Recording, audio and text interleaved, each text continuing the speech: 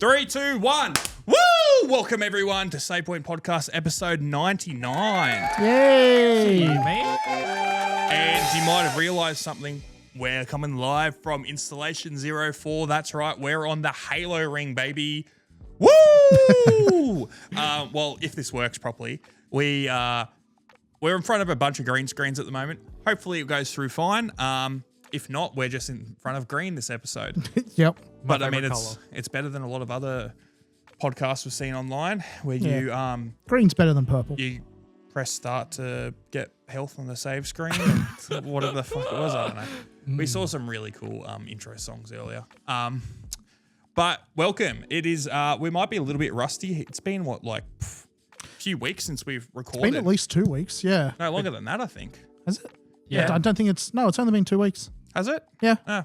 Either way, that's probably the longest break we've had in a while. Yes. But quickly to get into it, this episode we're going to be talking about all things Halo, as you can see.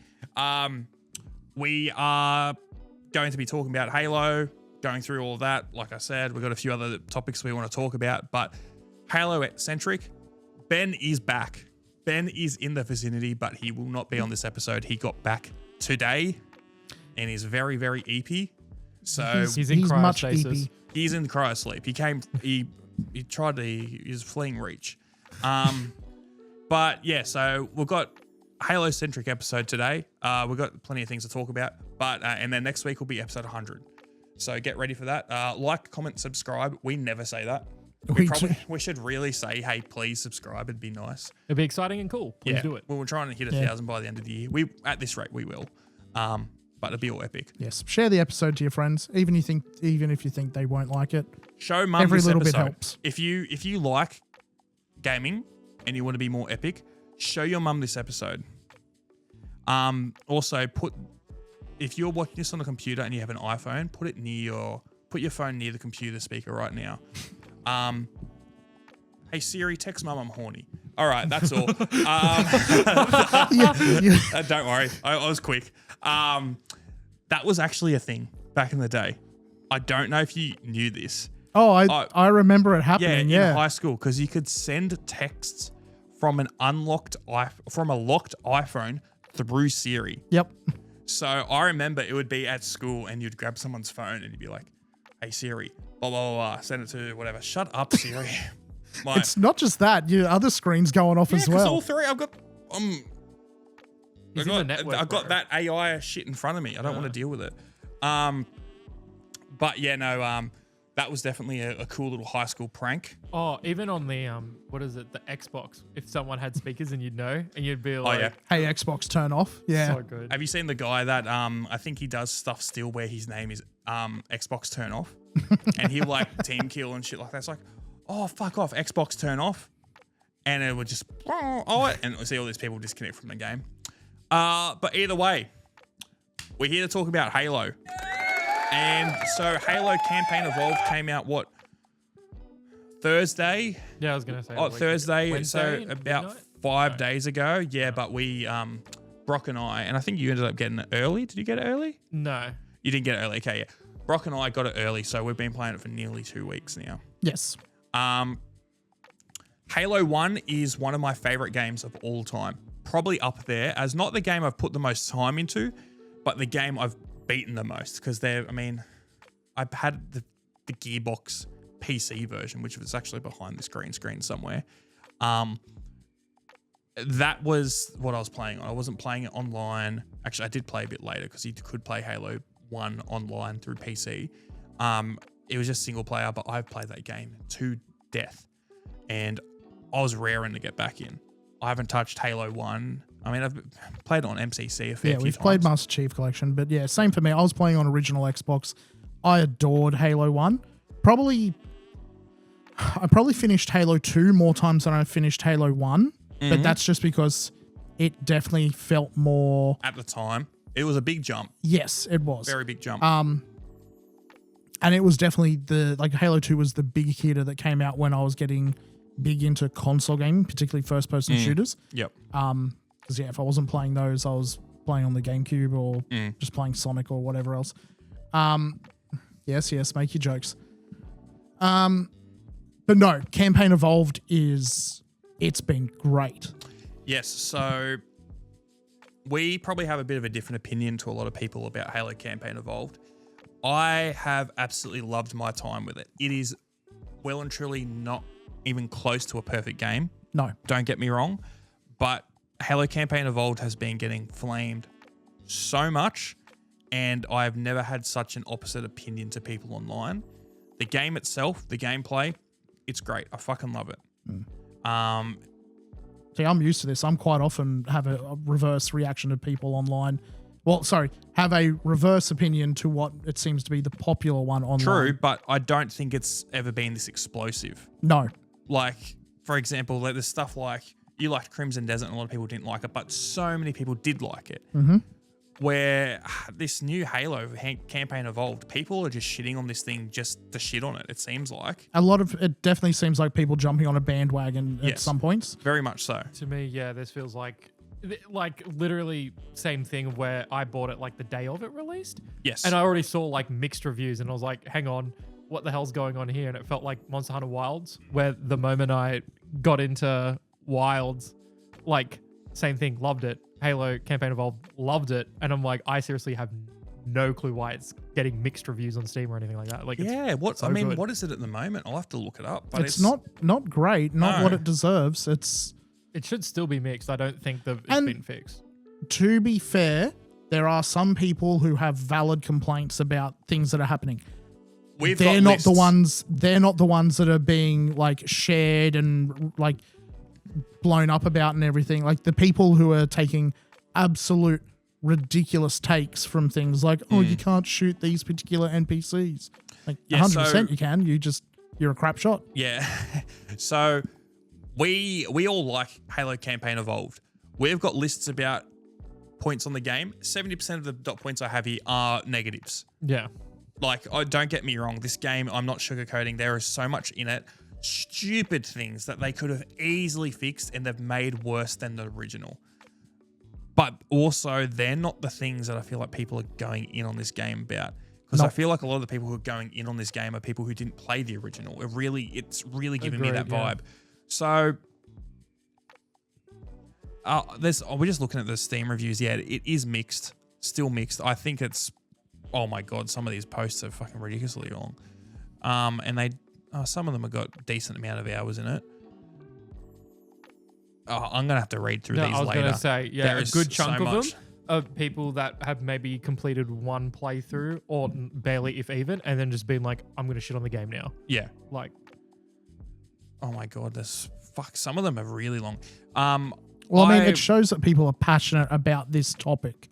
If you're willing to write a massive post like that, even if what you're like talking about is you're perhaps missing a lot of actual valid points, you're still passionate about the topic. There's a lot of stuff this game's done well, and I'm not hearing anyone talk about it at all. So we've just got this gameplay of Halo going on at the moment while we're on the Halo ring, so hopefully it doesn't blow up while we're here. But I want to start going through my dot points of my thoughts on this game. Yep. So I've got a bunch of shit here. Oh, man, I wish this was in order. This was basically in order of me noticing while playing. I'm not a fan of the skins. I mean, I've got them, but I don't mind the skins, but it's also just like, very whatever. I will say one thing I have noticed. So I've beaten the game a few times now. It's got this campaign remix mode. Yeah, I'm absolutely really loving loving this. So it's putting random enemies in random spots, random weapons. I can't believe how much it mixes up this game. Like going through areas where there's flood in areas that there shouldn't be, or there's elites or grunts here in like the library, or like it really changes I wouldn't think it would. And it really gives it a lot more life and makes me want to replay this game. I was going to say, can you also slap like all the modifiers and everything on it as well? Or? Yeah, the faction thing's just a skull. It's just a modifier. So that's all it is. Well, you can either get them so that they will either still fight each other. So, for example, like the Flood and the Covenant will fight each other, or you can put a skull on where they won't fight each other, things like that. Yeah. But you can put all the other modifiers on as well. Oh, that's sweet. But there's a bunch of different stuff that's really cool in this remix mode, this is like only such a little thing that I can't believe hasn't been added in previous Halo games in the past. 42 skulls now. A lot of them are hectic. Like, I never used the Acrobat skull in the past. The third person one is hectic. That gives a real new way to play this game as well. I still need to use that properly. I did like a couple of minutes with it. I was like, oh, this is going to be great. And then because I was like, I want to finish it like at least once normally, I still need to actually go and play through with the third person skull. Yes. So, okay, let's start on some of the points that I've got here. Yes. So for Halo Combat Evolved, this is going through in order of things that I've noticed in the game. So to me at the start, this sort of disappeared later on, but it felt like the lip syncing was out of time with some of the cutscenes, and then it would go back into it. I noticed this right at the start. I actually haven't noticed it since. I didn't notice that. I could have got used to it. It was only on PC. I didn't notice it on PlayStation because I played this on PlayStation and PC. Yep. And multiple times on both. I didn't notice that. One thing I think we've all can agree on. So for Halo Campaign Evolved, you need to have a Microsoft account. And you need to link it to whatever you're playing on. So if you're playing on Steam, you need to link your Microsoft account to your Steam account. Even if you've already have it, you need to do it in-game. Yep. And then same with your PlayStation account. That was just annoying. Why do I need to do this? I put the disc in on my girlfriend's PlayStation. Lizard and I go to play the game, and she has to bloody link her Microsoft account, her Xbox Live account, which she hasn't touched in a decade, to her PlayStation to be able to play a game. Yeah. And then I had to do it again because I'd only played it at PC at that point, and then I was playing on PlayStation. That was just annoying. It's annoying.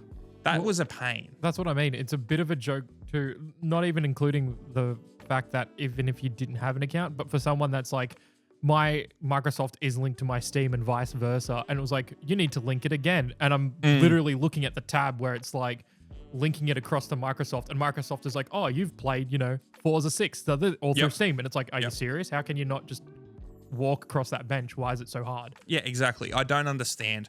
I mean, I feel like that's just probably a strong arm thing from Microsoft themselves, not from Halo Studios 343. I don't Probably. know. Whatever the go was. Next thing with Halo Campaign Evolved.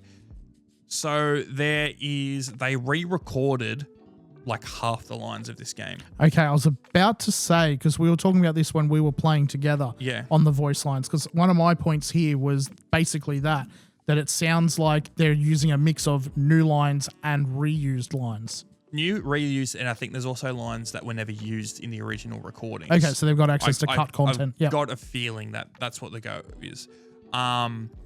So Master Chief, Cortana, Captain Keyes, Guilty Spark, and Johnson all have had their lines re-recorded, and both Keyes and Johnson have had their new voice actors.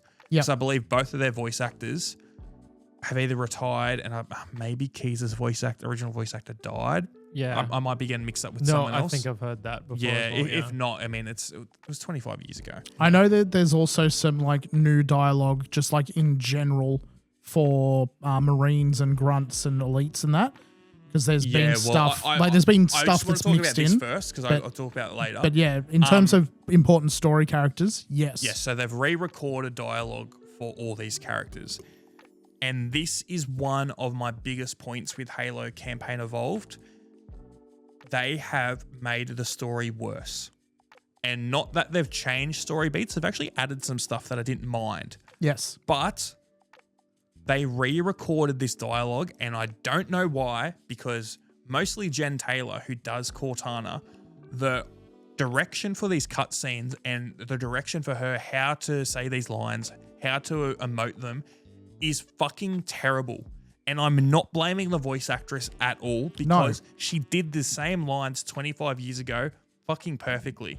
And she's done so much work, and she's an amazing voice actress. What the fuck was this direction?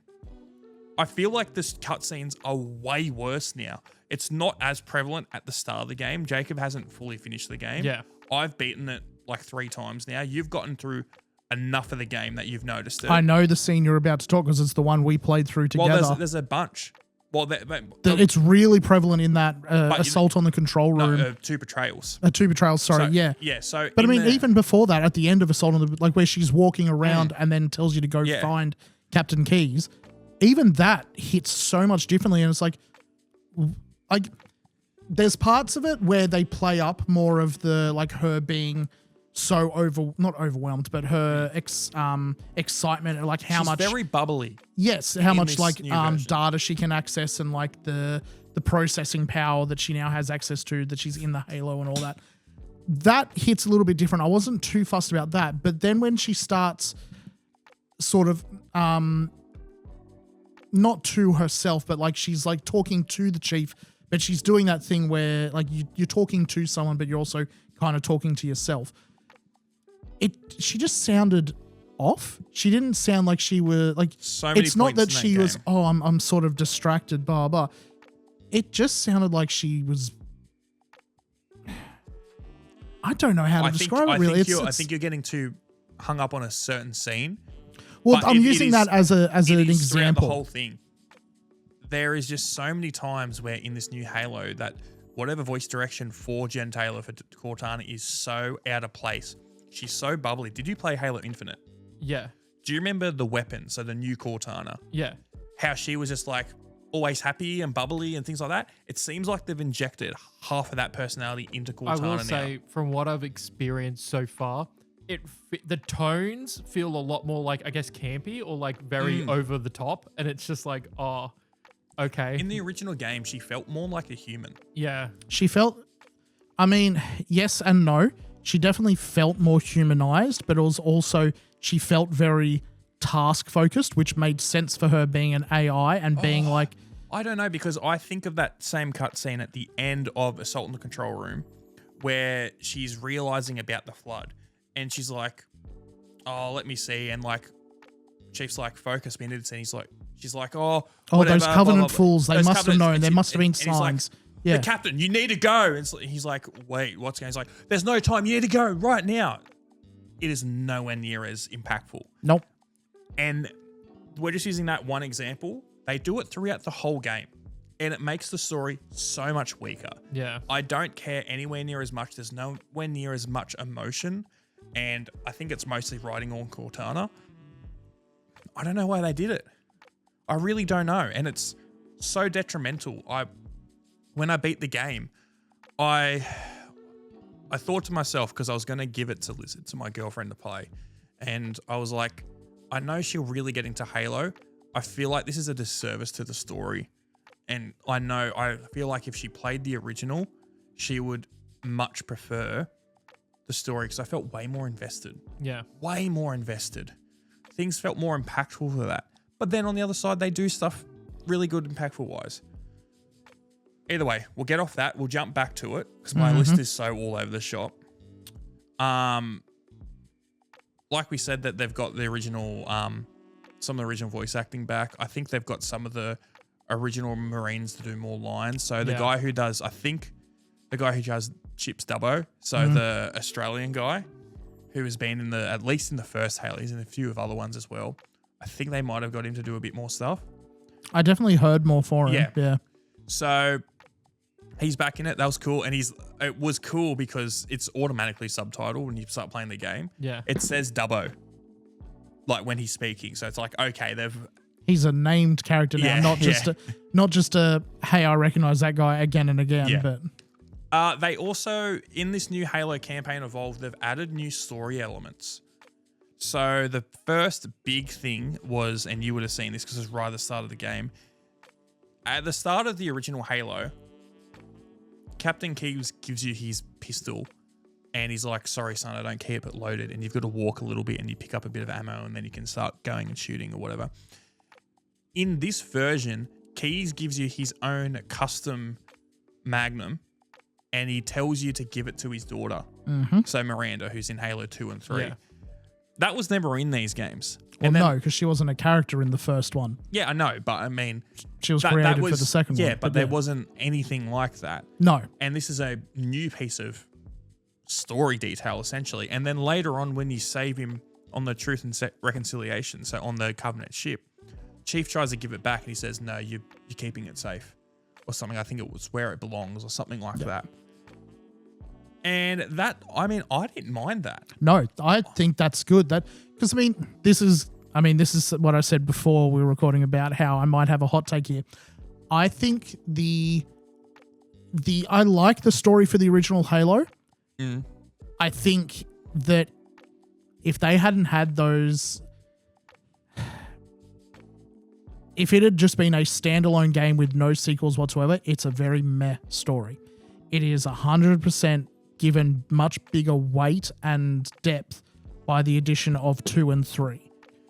I don't think it's met, but I'm with you for sure. I think it's because those are the games where they went, okay, we need to flesh out this universe and give all of this like a much bigger weight. From my knowledge, it's when when it moved away from Bungie, whatever it is, and it was like a lot of the earlier games, it was like, okay, really cool, let this fly. And I know they had to do a lot of like, especially in 2 and 3, where they had to try and rewrite some of it to be like, no, this is why this happened. This is how it cohesively works as a story. Yeah. So I think they're also just trying to accommodate that in a way, like make it more cohesive for the later on titles. Yeah, which I'm all for that. If they go through and redo 2 and 3, I'll be ecstatic for that. They've very much hinted that. I don't know what the go will be with the response to this game. I really hope they do. And I feel like there's just idiots online who are ruining this. Oh, they're 100% there is. But when you saying that the original Halo, I don't think it was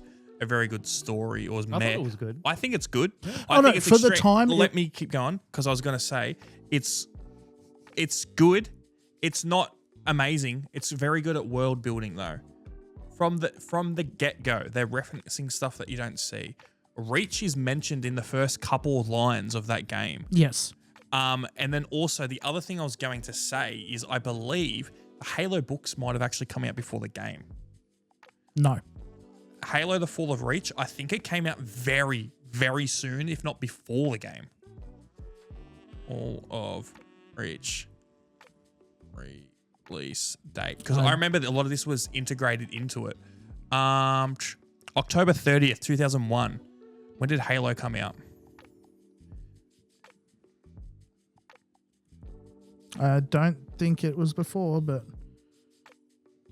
No, not fucking AI. It came out before. November 15th, 2001. And The Fall of Reach, the book, was released on the 30th of October 2001. So, yeah, see, don't say it wasn't when you've got your... You know I'm an uber nerd for knowing dates and things, bro. I know, I'm just... Yeah, so it came out because I remember it was a bit of contention with Bungie. They didn't really want this to... that's the original version I had, with just all the random Spartans on it. They didn't really want to have... They didn't really like a lot of the stuff from the books, even though this book is known as like the Halo book. Everyone really likes it. But yeah, no, this came out beforehand, so there was a lot of established lore there. There you go. I didn't know that. I've always I've always had the, I'm just going to call it an assumption, that when Halo was, like, I know it was originally conceived as an RTS, yeah. But I was always just there with the assumption that, like, the story, when they first made that game, it was with the assumption that, hey, it's just going to be its own self-contained thing, and so the story wasn't going to go anywhere after that. And then when they got greenlit for like, hey, this game's done amazing, we want a sequel, is when they started going, cool, we need to flesh out and like build on it now and actually because I think like go out. So I didn't realize that there was, I mean, I know the novels did reasonably okay. That one, but The Fall of I Reach, thought the first one is after. like the best one. I think, well, not the best one, but the one that everyone remembers. Because that's supplemental content. That's before the games. That is, yeah, I know. Going throughout all the stuff. I've read a couple of the books. The big one I read was like Chiefs, like where they actually, trained him and everything. Yeah, that's Fall of Reach. Was it? Okay, yes, I didn't realize it was. Yes, okay. It is. Yeah, I'll never question you again, Tom. You should Me never. when I get stolen. No, I was going to say because the next one, The Flood, that's basically a retelling of the game. with a lot of other stuff in it. And then there's another one after it called like First Strike, which is after Halo 1, between Halo 1 and 2. But yeah, no, there was a lot of supplemental stuff there. But I do agree with you. I think the story, I think it's got some really good beats in it. It's nothing too crazy. And also a lot of that game is just like they made half a game and like, okay, let's just reverse it. Let's flip it around. Because, we like this mission. Let's do it again the other way around. Yeah. You like this mission? Okay, let's do it with this spin on it. Because I mean, the Pillar of Autumn is reused for the first and last mission. Pillar of Autumn and then the Maw. And then with Truth and Reconciliation, half of that is used in Keys, which is the second last mission. And then you got Assault in the Control Room, which is reversed for 2 Betrayals. I mean, that's kind of goated. Yeah. Okay. I mean, like, there's a few different ones in there, and then some of them weren't super crazy with its level design, but still great.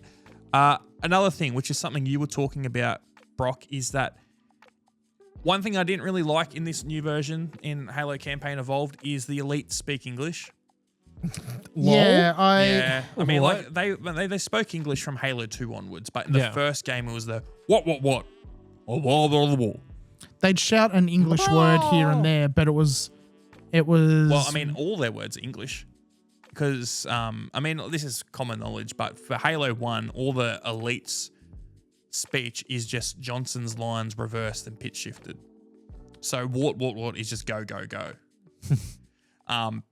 But it's iconic, like getting the what. They do, that's still in there. Oh, I believe, I've heard it. Yeah, but it's a lot of they speak English and like, burn the heretic. And the demon is here. Yeah. Some of them are fairly cringy. It's not the end of the world. No. But it's just a little bit of a thing I noticed. The grunts are always screaming in English now. Like, I know that they did in the first game. Yeah, I know they did in the first game, but it feels more noticeable that they're like everything they say is in English. The only game I don't think they spoke English was Reach. No, none of the Covenant speak English in Reach. Yeah. And that was a deliberate choice.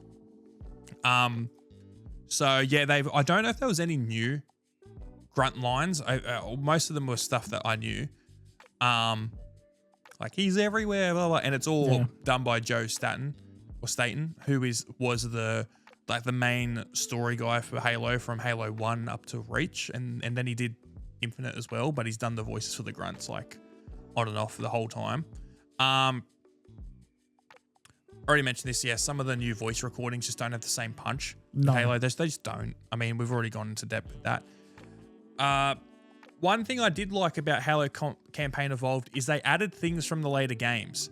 So they added some of the weapons from later games. They added a sprint function, which I think, even though they've gone through and they've changed up, like they've changed a lot of the level design in areas as well. So certain areas are nowhere near as big. You're not like having to, I've got to trek all the way across this massive level, blah, blah, at a walking speed, even though Chief's fairly fast. It's smaller, but having that feeling of being able to sprint between areas was way better. Yeah, people were like, this ruins a game. There was a lot of videos online of comparing. It's like, look, I can just jump through this level because I can sprint. And people were comparing it. They were showing footage of Halo 1. Like people were like, yeah, you could do this in the original. Just because you didn't sprint, you actually walked fairly fast and your jump was high. Where there's like a point in Silent Cartographer where there's like these stairs down or like this little ramp down, and the guy just sprints and jumps and skips like half it, and then he just sprints and jumps and skips the other half. And then someone was like, yeah, you could do that in the original. Literally did the exact same thing. Yep. I remember watching a mate do that, like at his house. Yeah. It's not like I used to do it all the time as well. It was always a thing. I think people just wanted to complain. Yep. They do. But like I said, they added stuff from later games in this new Halo Campaign Evolved. So a lot of them are in the prequel missions, but some of them are in the campaign, like the SMGs in the campaign. It is. Much later, like in the last mission or two, they've added the needle rifle. Oh god, yeah. Which is, I think, one of them the best, if not the best, just Halo weapon in general. Not my favorite. It is damage wise. It pumps stuff on legendary, and it is a somewhat common weapon. Yep. That's why I mean, like best damage and everything like that. Yeah. And then they added things like suicide grunts as well. So they weren't in Halo 1. I did notice that, and I actually really did Yep. like that a lot. Yeah, I really liked it as well. Okay, see, They went Halo 3, I think, onwards. I have vague memories of them, and I only ever played like the smallest part of 3 as a teen. Oh, I've never played as a teenager. Actually, I didn't play Halo 3 until I was about like 20. Maybe Halo 2. But I have a vague memory of them, so they might have been in Halo 2 then if they weren't in the original. Grubs in Halo. Grubs? No, not Gears of War, bro. No, I spelled Halo wrong as well. Halo 3 and Halo Wars. Yeah. Yeah, I thought so. I thought it was Halo 3. Yeah. I mean, it's also like I've been playing Master Chief Collection a fair that's bit what I mean. in the I last think year or two, so your Metal I've Gear probably brain. probably muddled my memories in that. I would have liked it if they added a few more things from the later games. Like a lot of it they've used, like you were saying, they've used the AI from Reach. Yeah, a lot of people are getting annoyed by that. Hunter animations and that. Yeah. Look, that's people just being massively nitpicky. I would have liked it if they had added, I know it would have definitely broke the spirit of it, but make it just a skull there.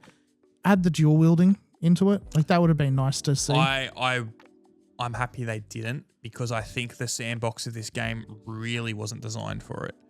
And I think that's proven because you can get mods for like Halo 1 and for Reach and things like that, because dual wielding wasn't in Reach either, where they add it and it does damage, like it really makes it a lot easier. I know it makes it a lot easier. That's why I'm saying like just make it a skull or something. Like don't have it as a default. Yeah, but I'm not saying that. The thing is, and I didn't notice this till I watched a lot of videos about like Halo 2 especially, there is a lot of work going into dual wielding in those games. It isn't just here's another one. There's a lot of modifiers and things that every time you pick up a weapon, they don't do as much damage if they did in single, which a lot of people will be like, what the fuck? What do you mean? Like, for example, if you have an SMG by itself and you have 2, I think it depends on each weapon, but I think it's like does 70% or 75% of the damage of what it normally would do by itself. Okay. So there's a lot of things, and then you've got to have it combinations. What's that's going to be like with a plasma pistol? It's a lot of work just for a skull, where a lot of these other skulls that they've got, which are cool little things they've added, are a lot more of like, you pick a couple of switches and it will put it on. So I'm not too against them not having that. Hello, we've got a Talia on the podcast. Hello, Talia. I hope your leg's okay. Fuck Talia. All right. Close the door, thank you. But getting back to Halo, like real gaming, man shit. I would never let Lizard even interrupt this, or else I would be doing some crazy shit. No more health packs. No. No more health packs. This is so as Tom had said, there's been a lot of naysayers online on this. This is the one thing that I had seen people whinging about for Halo Infinite, conspicuously missing for Halo Campaign Evolved. I know that there's probably people out there that are complaining about it. I haven't seen any of them. So what do you mean with Infinite? Sorry, isn't Infinite the same system where like your health just regenerates? Wasn't Infinite just the shield? It's been a while since I thought played Infinite that. was just the shield. Just the shield, yeah. Halo. For those who haven't played it, like you have your shield in the new, like the remaster of Halo. Once the shield goes, then you've got your health bar, which like ticks down as you take health. That was the same as what it was in the original, but in the original, your health did not just regenerate as long as you could get out of the firefight. You had to find health packs in order to regenerate, in order to just put you back to full health. Halo Infinite just had shield. Yeah. Okay. This is the first game I'm pretty sure that does this concept where it's your health bar, which is just a much slower regenerating health, opposed to your shield, which generates a lot faster. But so no health packs, which I think that has made the game easier. Not having that. It has made the game easier, but I felt like the pacing, or like the same thing, it didn't slow down the combat. It felt a lot more smoother. No, I feel like with this new game, the shields take a little bit longer sometimes. I definitely feel like they take less hits to completely negate your shield. Yeah, I think that's as a result of having the health bar which I'm not. I like it. I'm not against it all. The other thing is, I actually didn't have it on here. They've gone like the Halo Infinite. I'm pretty sure it was Infinite. I'm forgetting now, but like the newer Halo, definitely Halo 5 approach, where every gun can zoom now to at least the 1.4 zoom, which I really like and also hate. I use it all the time, but it's also that type of thing where it takes a lot out of this game. I don't mind it because a lot of the time I just won't use it, so it doesn't fuss me that, hey, it happens to be there. It also, like, the people going, oh, it doesn't make sense because that weapon doesn't even have a scope. And it's like, yeah, but the Chief is also, like, his helmet has a heads-up display. That's what he's looking at to get the zoom in. Like, you can very easily conceptualize a way that this is how it would work. I would agree, but then also it changes design for some weapons. Yeah. Yes, for all of the Covenant weapons, it gives you a more alien-looking, exotic-looking sort of viewpoint. I understand. Yeah, I get that. Again, not that fussed. It doesn't break the game. I think it changes the gameplay a lot. It changes the gameplay for sure if you actually use it. Like, for example, the assault rifle now, my point on here is that it can now headshot. It's not like a one-shot headshot, but it can, like in the original Halo, if you elite's down, got no shield, and you're spamming it in the head, it will go down faster than if you shoot it in the stomach, like center mass. But with this one, it is considerably faster. It's like a few shots, bro's down. And also, with that zoom, the assault rifle is now a weapon to use against, like, jackals, which with their shield like, notoriously in the past, that is, you need to be precise. You shoot their hand, they do the animation where they go like that, and then you can go for a body or a headshot. Yeah. And that's always been the combo. Pistol is the easy weapon. Pistol, BR, DMR, whatever precision weapon. Oh, I'm talking about original Halo. Yeah, with the pistol. The pistol. Yeah. But now it's an assault rifle. You just spam them near the hand and it'll go up and you get them.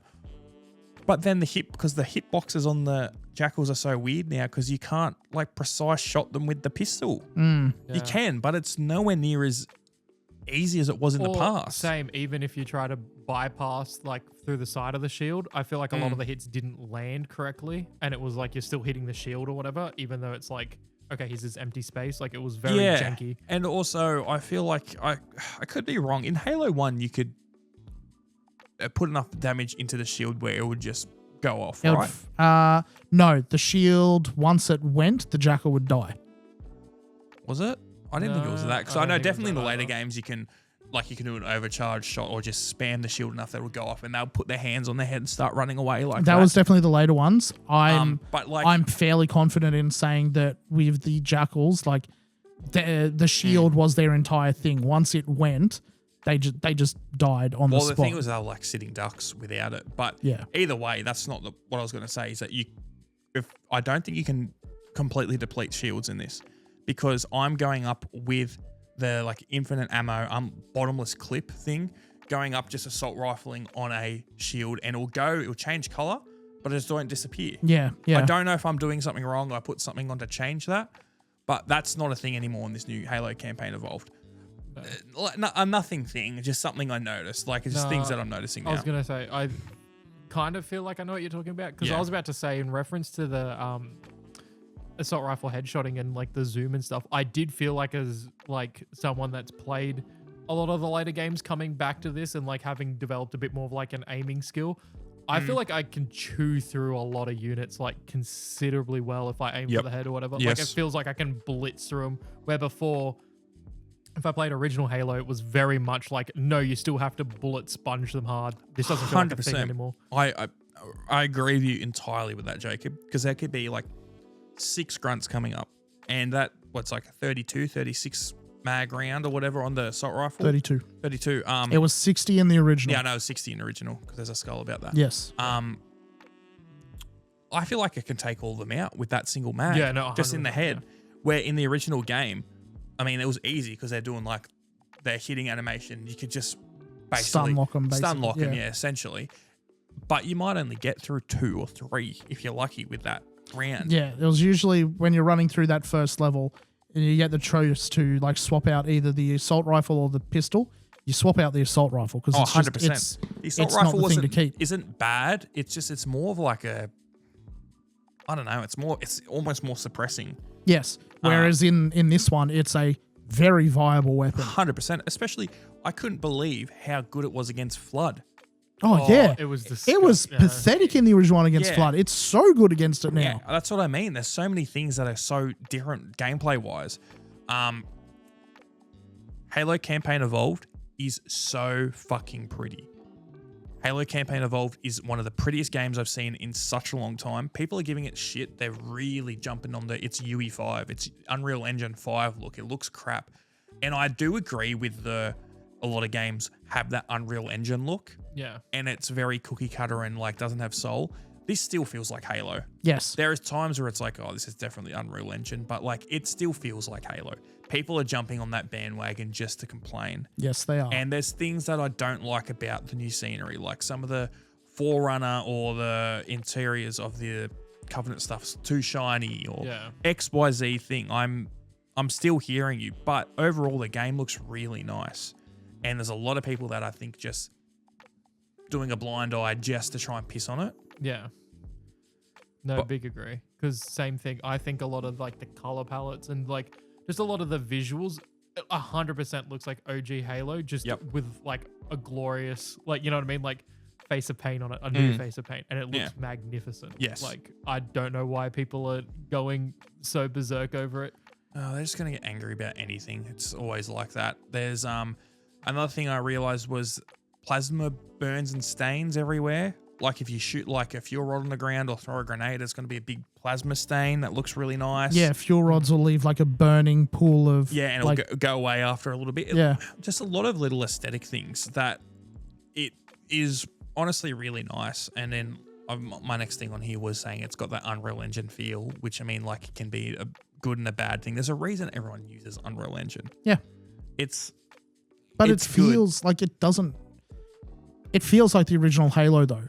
When I'm running through shooting stuff, 100%. Like it, I could very easily just go back and play the original Halo and it's going to feel the same. This looks a heck of a lot nicer, but it's the same vibe. It's the same, like muscle memory kicks in straight away and it's just like, yep, I'm playing this exactly like I used to. I'm having fun. I'm like, yeah, it's good. For sure. This is one big thing that I have not heard any detractor say about this game. They're talking about all the shit things, not saying about anything good. They, in Halo Campaign Evolved, they removed a lot of the repetitive sections. They slimmed stuff down so much. Yeah. So, for example, like in early game, in Truth and Reconciliation, there is so much of that mission where you're just going through fucking corridor and you don't know where you're going. Or there's like 3 or 4 spots. Like there's the hangar and then there's like the cells and then there's like the control room and the control room, things like that. They've really slimmed it down. Yes. Really. Like there's so much. There's a couple of little like micro rooms in between to try and break it up a bit. And it breaks up the pace to make it so much better. The other big thing in Halo Campaign Evolved, and no one's saying this, they fixed the library. The library really is one of the known as one of the worst missions in any game. I fucking love Halo. The library is like the black stain of that entire Bungie series. And it's not the worst thing in the world, but it's just the same thing over and over and over. And this, it's not that like it's supposed to have like a sort of not quite horror, but yes, horror vibe to it. Because you're going through, you're getting attacked by these like zombified things. You're not fully aware of what the flood is at that point. Yeah. I mean, you are, but you aren't. I mean, you could say that it's trying to be like you got the physical toll of all these enemies coming. It's more the mental toll of it's just the same thing over and over and over again. But realistically, no. It was a very just basic level design that was very repetitive where people don't like to touch that level. It was a slogfest. It was 100%. And they changed it up. It's still probably, I think, the weakest part of that game. I still think it is, but it has a heck of a lot more. See, when I played through it, I couldn't honestly tell if I'm like, maybe because I'm adult or something, I'm handling the level better. But now that you said that, I'm like, yeah, 100% agree. I felt like I flew through it where back in the day I would have been fucking stuck. And for you, for where you're up to, like you played through the second level where you're driving the Warthog, you go Yeah. down into the tunnel and all of that. I said it to Tom, like that where you go down with the Warthog, there's whole sections Yeah, where there that where cave's not a natural formation. yeah. Yeah. Yeah, you go through the first area you go through, like you go down into a spiral and then you got to jump over a ledge thing and all of that. They've removed that jump. Now it's just you go down, activate the bridge, go across, go back up again. There's none of the sort of mucking about with like, okay, I need to hit full speed up this ramp so I can jump across this gap and do all this other stuff. That's all removed from it. So it flows a heck of a lot better. Bunch of little things have taken out. I sort of wish they didn't take that out. I I always yeah. liked that little jump, and there's a couple of little things that they've Because taken out. especially if you're playing with a friend, that's the bit where most hijinks would start coming up. We're like, okay, now I'm just going to fuck with my friend. Yes, We're like, exactly. okay, we both managed to get a Warthog by this point. Don't ask me how. I'm going to fuck here so that like I'm going to knock you slightly off course so that you don't make the jump. Yes, there's plenty of things like that. I've got the same point about voice direction being nowhere near as impactful. Yeah. I'll get rid of that. I've already talked about that a billion times. So on the side of another thing that I think was way less impactful that they did was, so one of the most memorable parts of Halo 1 is when you're on the mission 343 Guilty Spark and you're investigating, going through that downward, like that underground facility, and you're like, why the fuck is there all these dead Covenant around? Why are they all scared out of their mind? Why were they running away at the start of this mission? And you finally find a Marine, and he's the crazy one who starts shooting. He's like, get away from me. You're not going to turn me into one of those things. Oh, and he's like screaming things like that. I feel like they did it way worse in this game. Yes. Way, way worse, because they started with this little animation of him like sort of falling down the wall, and then he starts shooting, but he just shoots at one spot, and it's like up at like a weird angle. You can get hit by it. But you have to be standing in that exact. He doesn't. If you move, he doesn't track to It doesn't follow follow you. you.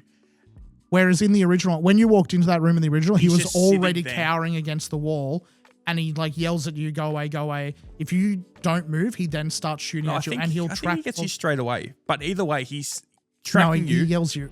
But whereas this one, he's facing the other way. I think he's hiding behind the wall, looking at something. But then when you open the door and walk through, he spins around to face you starts shooting you, and yeah. then falls against the wall. Yeah. I think that original was done so much better. It sure I was. think him already sitting down there, like he's sitting on the ground, giving up hope essentially, and he's out of his mind and just shooting around. This one, that glitch of shooting up into the air, that was like, and that was still there when I played with Lizard, like a week later. That's still. So I don't know if that fun. was a deliberate thing or a glitch or not. Way less impactful. That was something that I, as a kid, I was like, whoa, this is like different. I was going to say, because I don't remember that part in the original very well, but I mean, even that alone, to like when I played through it, like to me, I was just like, eh. Like it was so nothing burger. I was just like, I don't care. Move on to the next That point. I think that's a really bad point for that level as well, because the rest of what they've done in that level, That was just what I had next. Was so one of the best changes I think they made for this new Halo was that the cutscene for 343 Guilty Spark showing off the flood is good and bad because it gives such more of a horror aesthetic. the whole lead into that level, I think, is so much better. If you haven't played the original, the level opens with you being dropped off in a swamp, basically, and it's good. It's a good atmosphere for the time. But it's also like you can see pretty far. You can see vague things moving out in the fog, and you're not quite sure what they are. You can see them moving on your motion tracker, and sometimes they look like they're friendly. Sometimes they look like they're an enemy. So you're unsure. It does really well for the time. They've completely overhauled this, where it's not you dropped off in the swamp. It's nighttime. You can use the flashlight, but it gives you way more of a horror vibe where like you can still see things off in the distance in the fog, but it feels much more claustrophobic, and like the level feels much bigger as well. I disagree. I don't think so at all. I think they think both about the same at the start of that mission. I think it's once it starts getting into the facility underground where it starts getting better. Oh, it definitely does better in there as well. Yes. It feels about the same to me. like I played through that mission. That's probably one of my most played through missions on that game. And you've still got the crash pelican. You've still walk around getting like, you can see the flood jumping over you. You don't know if they're enemy or not yet because it doesn't know what the go on the motion tracker is. You can see all the explosions and the shooting from the entrance to the tunnel thing and the all the Covenant. Well, just it's literally just grunts and jackals running out. Yeah. But in that cutscene where they first show off the flood, it is way more eerie, and they've made it like pitch black. Yep. That was really good. It's basically identical. They cut one scene in the middle of the cutscene, which I don't like, where they find the They elite. didn't cut it. They moved it, but they merged it, and I feel like it doesn't give as much suspense. It was way better. Yeah. So in the original, they had like you're going through Jenkins' headset of like what he saw, and it's him coming down on the Pelican, and then they run into the facility. They're like, oh, what's all this shit? And then they see like a elite with its like insides all blown scrambled, out. basically. And then that's when Captain Keyes comes and is like, oh, is he a friend of yours? And like, nah, he just met or whatever. And then they go to that door where the flood's Covenant worked pretty hard to lock it down. And he's like, yeah, I gave you an order, soldier, or whatever. They combine that one with the elite and the last part of the cutscene together, and I feel like it rushes it a little bit too much. It's still good. It's still good, don't get me wrong, but it was definitely more of a horror vibe, very dark. Yes. And that's one thing I think they did good in the game. I don't think what they did good was, this is such a small thing. One of the most iconic parts to Halo to me is when you get out of that cutscene, finding the flood for the first time, all the infection forms come, and then you start fighting the combat forms and they're jumping at you. And it was like another surprise because they weren't in that cutscene. Like, what the fuck's these things? Blah, blah, blah. And you go up that ramp and you get the shotgun. Yeah. The shotgun's not there now. Nah. Yeah. They moved it. It's only like 2-3 minutes away. But that to me was like, okay, it's flood time. Let's go. And they moved that. And it, again, such a small thing, but they got rid of it because what they did this time is instead of going back up, you go down into a more infested part of the facility and there's heaps of biomass all over the wall and things like that. And you get a shotgun just before that. And you got to make your way through that and then make your way back up through the mission. And it was good and it changed it up a bit, but it was a really iconic part to me. I was going to say, to me, when I got the original shotgun, it definitely felt like pulling Excalibur from the stone. Like, it's 100%. like, oh, okay, here, I'm the Doomslayer now. Yeah, like we mean business now type of thing. I just don't think the actual reveal of the flood was as good, but it was way more horror aesthetic, which was good. It was, yeah. It was a mix of both. I probably would have been a little bit more happy if they just kept it close to the original and just made it darker. That would have done everything fine. Saying that though, with Halo Campaign Evolved, the shotgun feels great. I fucking love it. It's I mean, like the original shotgun was so good, but it was really good in this. Like, I'm really having fun with it. It feels great, and it does its job great. It doesn't have a ton of range, No. but it will demolish flood. It will demolish elites if you're up close. Yep. And hunters. I mean, like not as much hunters. I'm a shotgun boy. Every Halo game, as soon as I get the shotgun, I'm a happy boy.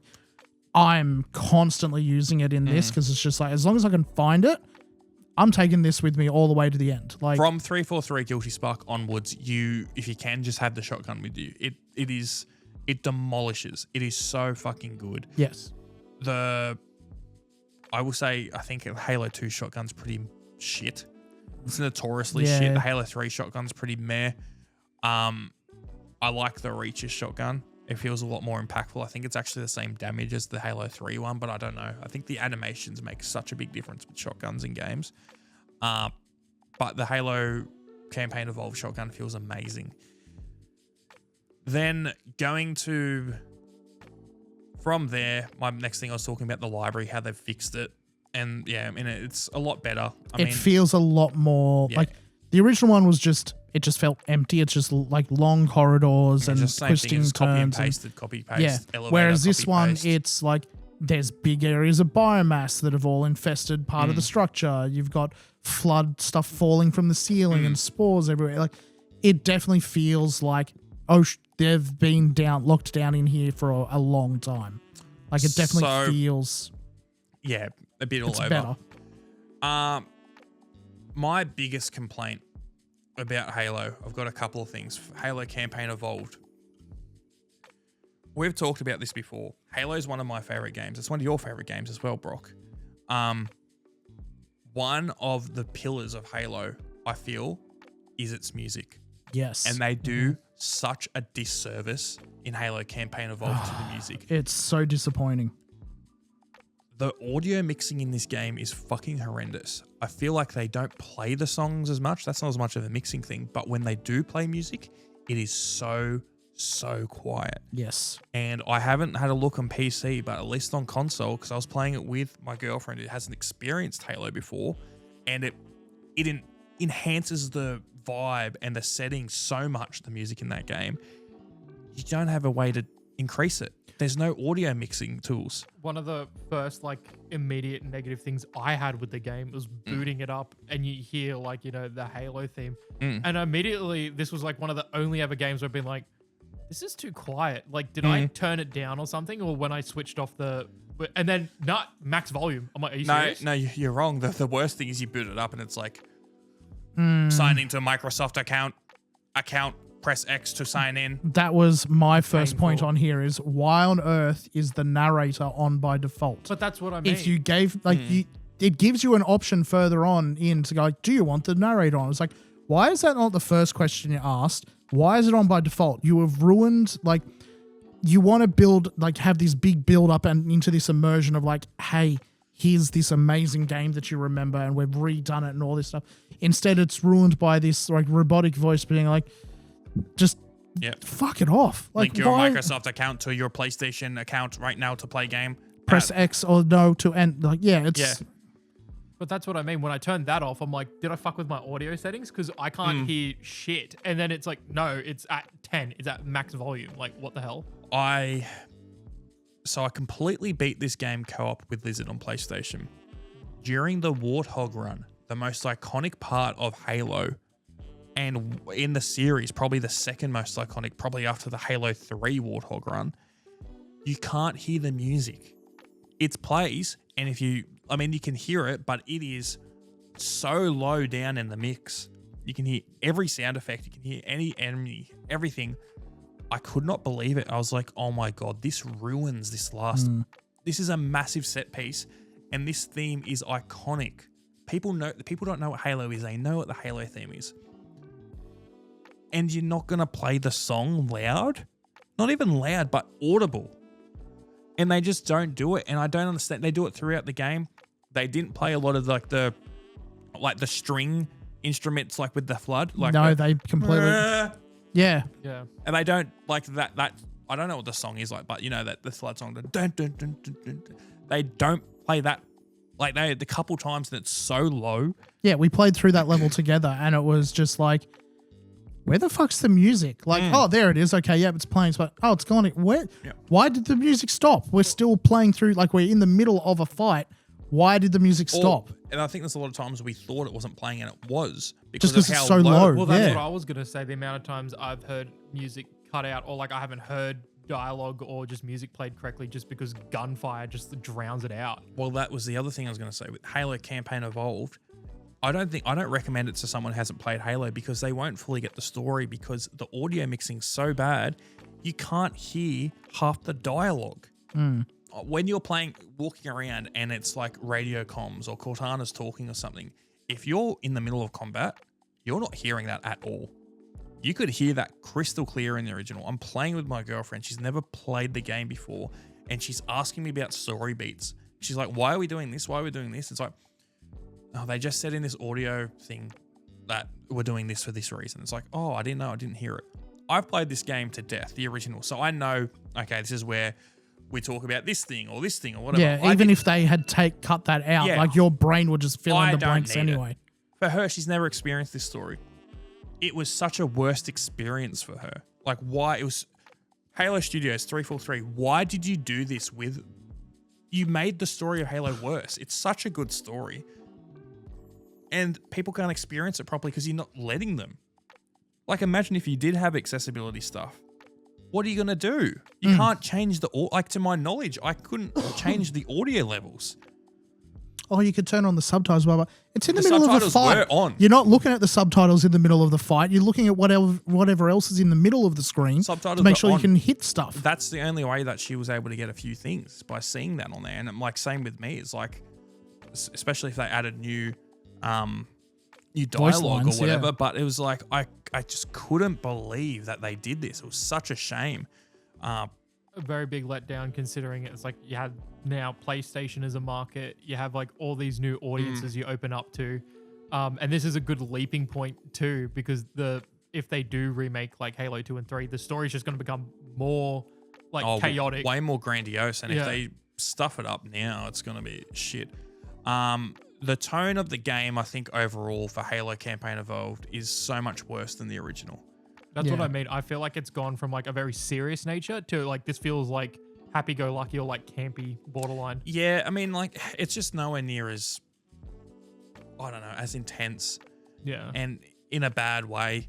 It's just, I wish it was so much better. The set pieces in this game, just like, they don't feel anywhere near as impactful. They don't hit as hard. They really don't. I mean, like, because of just so many little things, like fucking up the cutscenes or the bad, like, directing with the voiceover, or making it so you can't hear the music or can't hear the dialogue, it makes these scenes that were so impactful and good in the first game. Like, for example, little things like at the start of 2 Betrayals, like having to fight all those sentinels, and as soon as 343 fucks you off, like, it's like, what the fuck? Like, it was like a nothing thing. Like, it didn't make sense. Lizard was like, what?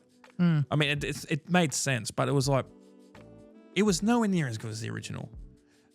I still, that Warthog run, I'm so disappointed in it. The actual run is fine. I think they improved a lot of it, and it feels a lot better, and there's way less stopping. It's like a lot more fluid, but they ruined the whole vibe of it. Just with the audio and like the sound direction. Someone else needed to have oversight on that. I would not be surprised if Marty O'Donnell plays this game, so that the original composer for Halo and did like all the sound effects and all that type of stuff was very instrumental in Halo till Reach, or till after Reach. He would be disgusted, I reckon, because he was very much like, not perfectionist, but he took pride in what he did, and you could tell because those original, the scores, the sound effects, everything like that for all those Bungie games, it was amazing, and I could tell he would probably be ashamed by a ton of the stuff. It just seems like lazy work that I don't know how got passed on. I really don't know. I've already said the set pieces weren't good. People have been talking about glitches. Yeah, I was going to say, like, once Tom gets through all of his, I have one or two as well, but this was one of them that I had as well. I don't have too many left, but people have been complaining about glitches in this game.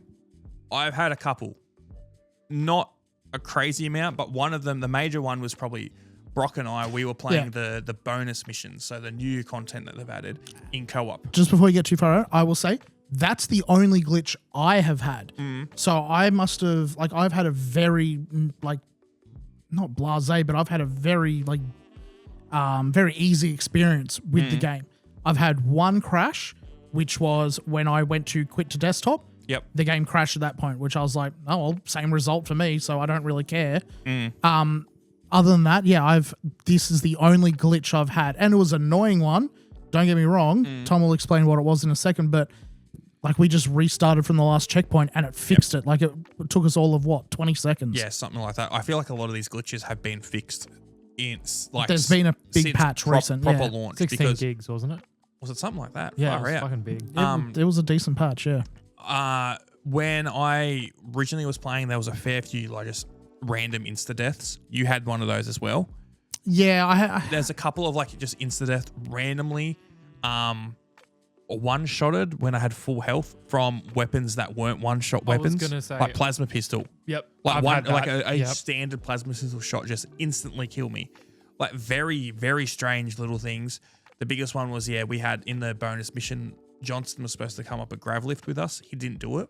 Yeah, he just sat at the bottom twiddling his thumbs Yeah, basically. in the And middle of the end. we tried for a while to get him to come up with this. Like, we're throwing grenades down at him, trying to like shoot move him. And whatever. We just had to basically restart the mission. well, no, we just restarted from the last checkpoint, which No. We didn't do the checkpoint. We had to leave and then pick the checkpoint. that's right. Yeah, Yeah, because the checkpoint was us upstairs in the part. I misremembered. Yes, Yeah, you are correct. But yeah, it was such a little thing. Yeah, It was fine. I did notice it didn't count me as finishing that level. really. So I still need to finish that Sad. level. So I've done the other two, but I Oh. need to do that fully in one thing because I've cut halfway through it. I'll have to go back and check it myself then, because I'll probably have the same thing then. Yeah. Yep. So that was a little bit annoying, and there was a few of these glitches, but I think a lot of them are gone now. One thing that I have noticed is that in this new Halo campaign Evolved, there's been a fair few times where I feel like I've unfairly died, and a lot of it is just random explosions. Yeah. Grenades. Grenades. Grenades are so much. Grenades are always big and powerful in the original one. But I mean, if a grenade landed next to you and it went off, you'd lose your shield and a fair chunk of health. It seems to be in this one, plasma grenades are like just the worst. If a plasma grenade lands near you, even if it doesn't hit you, it's just like, oh well. I was gonna say Just restart I've had here. a few moments where I'll be walking down like a corridor or something, and then just a fucking random grenade left, boom, dead, and I'm just like, okay. I didn't had even know there full were people health and behind that. shields, Yeah, I like, didn't know people were behind this. This wouldn't have killed me in the original. Why am I dying here? My biggest complaint with dying in this new Halo campaign Evolved, I think there's a lot of unfair deaths where there's just random chain reactions of explosions. And for people who've played the older Halo games, having the cowbell skull on, which is the one where like explosions were 2 times bigger and things like that. I feel like you'll throw a grenade at like a bunch of like a elite, and you'll be around a few grunts, and they'll blow up. And then all the grunts blow up, and then all this other shit will just blow up near them, and it's a crazy explosion for a single grenade, and you're far enough away it shouldn't affect you. Gets blown towards you, and you just die. And that's happened a fair few times. Yeah. That's only been a thing when I've Which- used the cowbell skull. And I That's- haven't used it in this game. That's I something don't want to see what you it's like didn't when you do mention put it with the others as well, and this ties into the explosions and that with the physics. The ragdoll physics for most of the stuff is fine, but you pointed this out when we were playing through the library. The physics for the flood, the bursters and that, the infection form. That's a different. Just about to say that. it doesn't do the same thing that it used to, where like, hey, if you could knock one of them over and they'd explode, they knock all the flood around them over, and if there was other infection forms, they'd fly off and then explode elsewhere as well. Oh no, you're talking about the carrier forms. Carrier forms, sorry, yeah. Separate thing, but I'll talk about that here as well. Is that so? The infection forms, so like the little squiddy guys, the one shot like easy little guys, flood in Halo. In campaign Evolved, I think they're overly annoying, because in the old games, if there's 8 of them coming towards you, if you shot like an assault rifle or something or whatever, if you shot 1 or 2 of them, it sort of would blow up the ones next to it as well. Yeah, So because you they could clear pop through- and they Yeah. just like they'd be like a affect the chain ones next to reaction them. Yeah, yeah. essentially.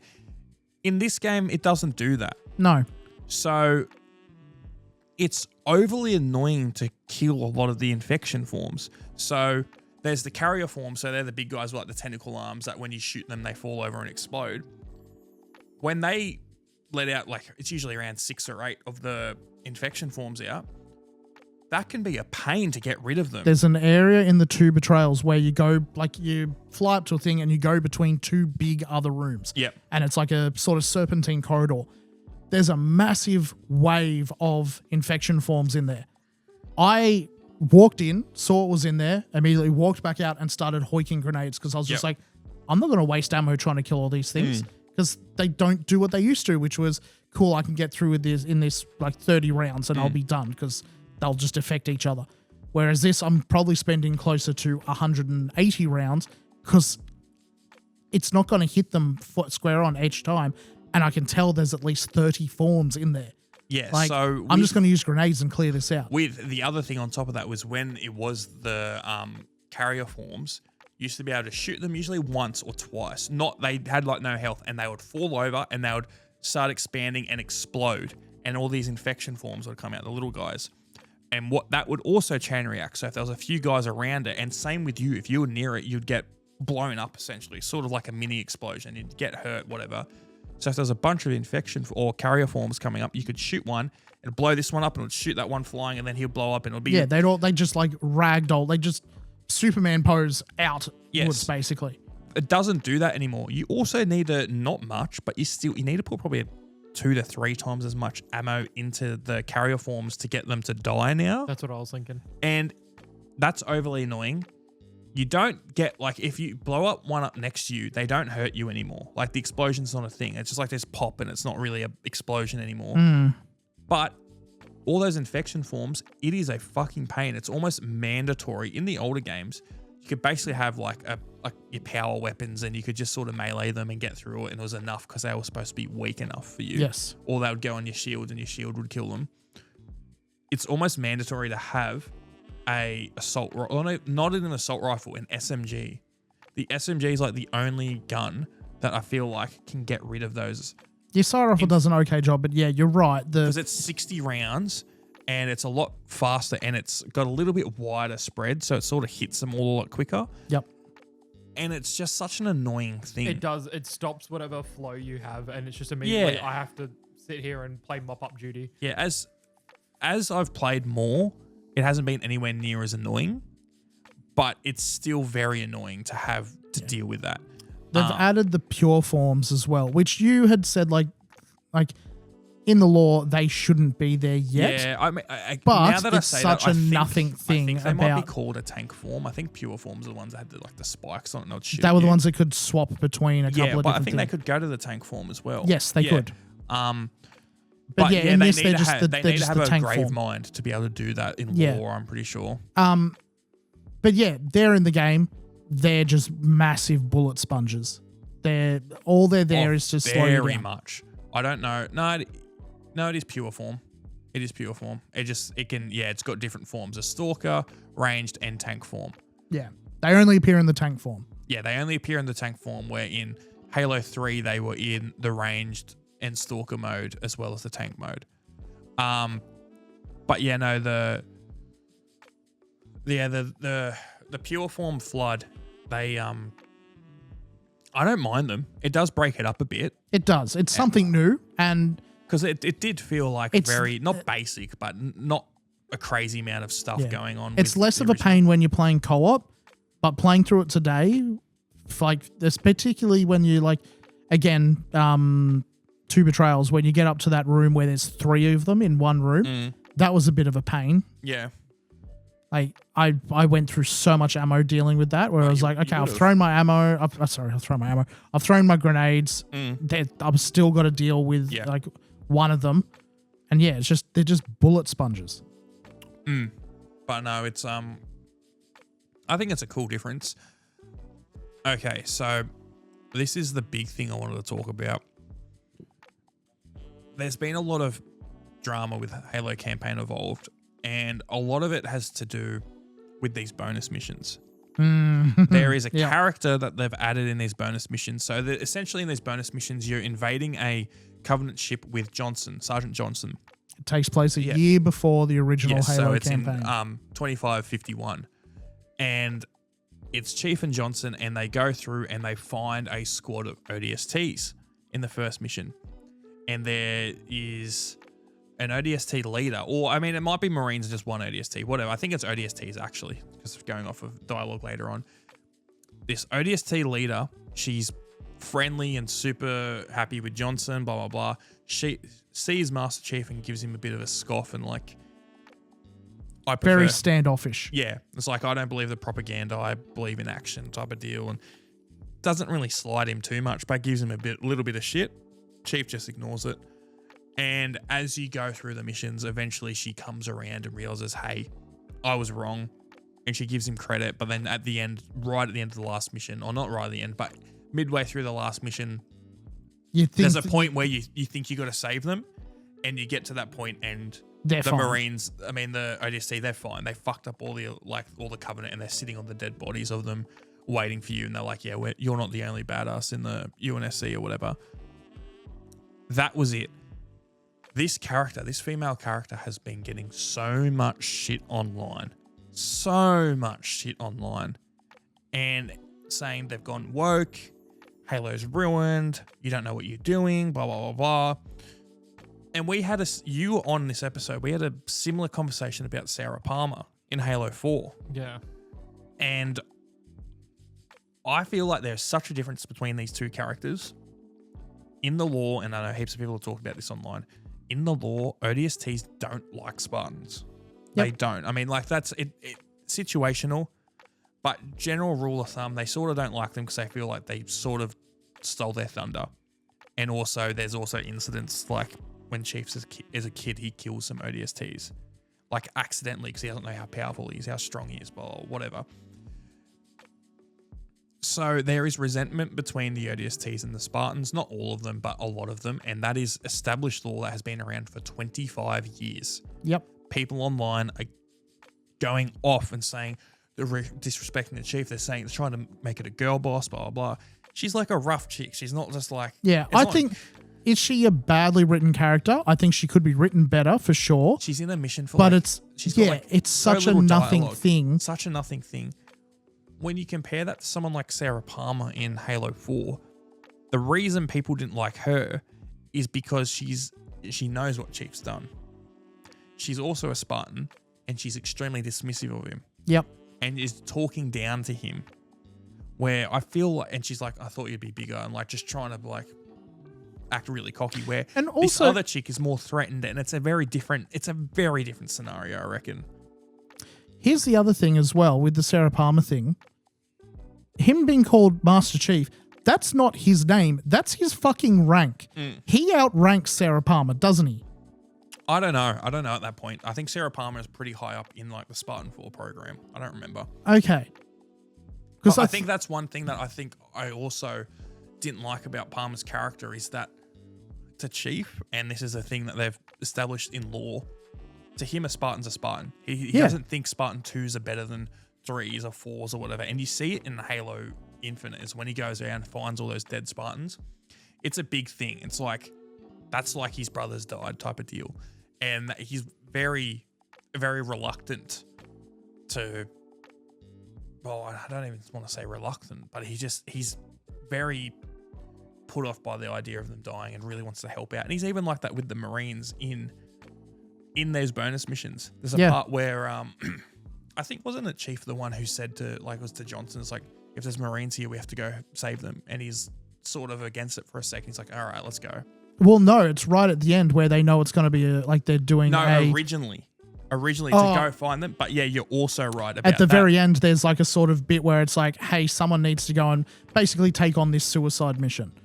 And it's like, cool, I'm going to be the one to do it. And then the Marine's like, no, we knew what was going to come of this, so we're going to do it. Yeah. And Chief doesn't want him to do it. Johnson's the one that eventually is just like, no, we need to let them do this. Yeah, that like for them as well. And that's the thing where I think, especially when you compare it to like, we're getting really into like Halo lore shit, but whatever. But it's like, I think that's why people didn't like the Sarah Palmer thing, because it's like, this isn't a two-way street, I guess. It's like you don't respect the other Spartans. You think you knew better, everything like that, where that's not what his mindset is. It's like, we're all equal and I want to make sure everyone's good. Like, it's one of those things where I think this discourse with this ODST and the bonus missions of Campaign Evolved, it is neck bearding's the neck beard. That's what that's coming from us. Like, well, because I was going to say, I haven't played the bonus missions, but even then, like, not even from the lore, like, if you don't have Spartans, who do you call? ODSTs. They're the special forces. So people are just like looking at her being all standoffish, being whatever. But no, if you know anything about the ODSTs, like, she's probably done a lot of shit. She can pull her weight. She just sees a Spartan out of nowhere and she's like, well, fuck you. What, you think you're top shit? I've been doing this for ages, blah, whatever. If it was a male character, they wouldn't have given a shit. Oh, 100%. No, they not a word would have been said. And what's their motto? Boots first into hell? Like, yeah. Like, it's just one of those things where I think it's people online who just want to complain. They think this thing's ruined this or blah, blah, blah. And a lot of people complaining obviously haven't played the missions, because by the end of it, she's come around. She still gives him a little bit of lip, but she's like, hey, yeah, she respects him and like listens to what he says and things like that. It's just a standoffish because it's an us versus them internal thing. whatever. But I just want to address that because of how ridiculous I thought it was. And it's still going on. I think it's just people getting angry about this female ODST in Halo Campaign Evolved. They need to grow up. Such a small thing. It is nowhere near as bad as people are making it out to be. When Brock and I played it, we're like, is that what people are getting angry about? Yeah, and I kept saying to Tom, like, I don't think this is the bit that like everyone's whinging about. I think it's later on. I think it's going to be after. Okay, here's the bit that everyone's whinging about. And then the scene happened and both of us was like, wait, that was it? People were whinging about that? That made, what the fuck? I think it was both those, that first scene mostly, and then that last one. Yes. Yeah. But anyway, that's basically all my points. Besides, the last thing I had was that the cutscenes are all pre-rendered and they're at 30 FPS, and some of the motion blur, especially in that first cutscene panning through like the stars. Yeah. That was doing my head in. That's basically my first 3 points that I had on my list of things. Is like I had, why is the text narrator on by default? Yep. I don't understand why that was the default. Motion blurs on by default. Again, it's like, why? Yep. No one likes motion blur. I mean, I know there are some weirdos who do, but it shouldn't be the default. Yes, I don't know why that was on. But yeah, my big one there was why did you make the cinematics 30 frames a second? Why have you gone back to that? I was We're not playing on the original Xbox anymore. You're playing on either a console or a computer, which by all means should be able to handle 60 frames a second by default. Well, it's not even if that. not 120 plus. Just some of the cutscenes then transition into like actual action or whatever. It felt so fucking jarring. I was just like, what is happening? When I first booted it up, and it's, as you said, it's like so jerky through that star field and that. Yeah, very. When I saw it, like I thought it was just like, oh, okay, I don't know what's happening there. And then the planets came into view, and it like really, really became apparent. And I was like, why? And I mean, I'm one of those weirdos that plays with a frame counter in the corner of my screen. I do that as well. I like it. Yeah. As soon as I saw that, it was like, that's not budging past 30. Like, it's just 30 FPS and it's not moving. Why?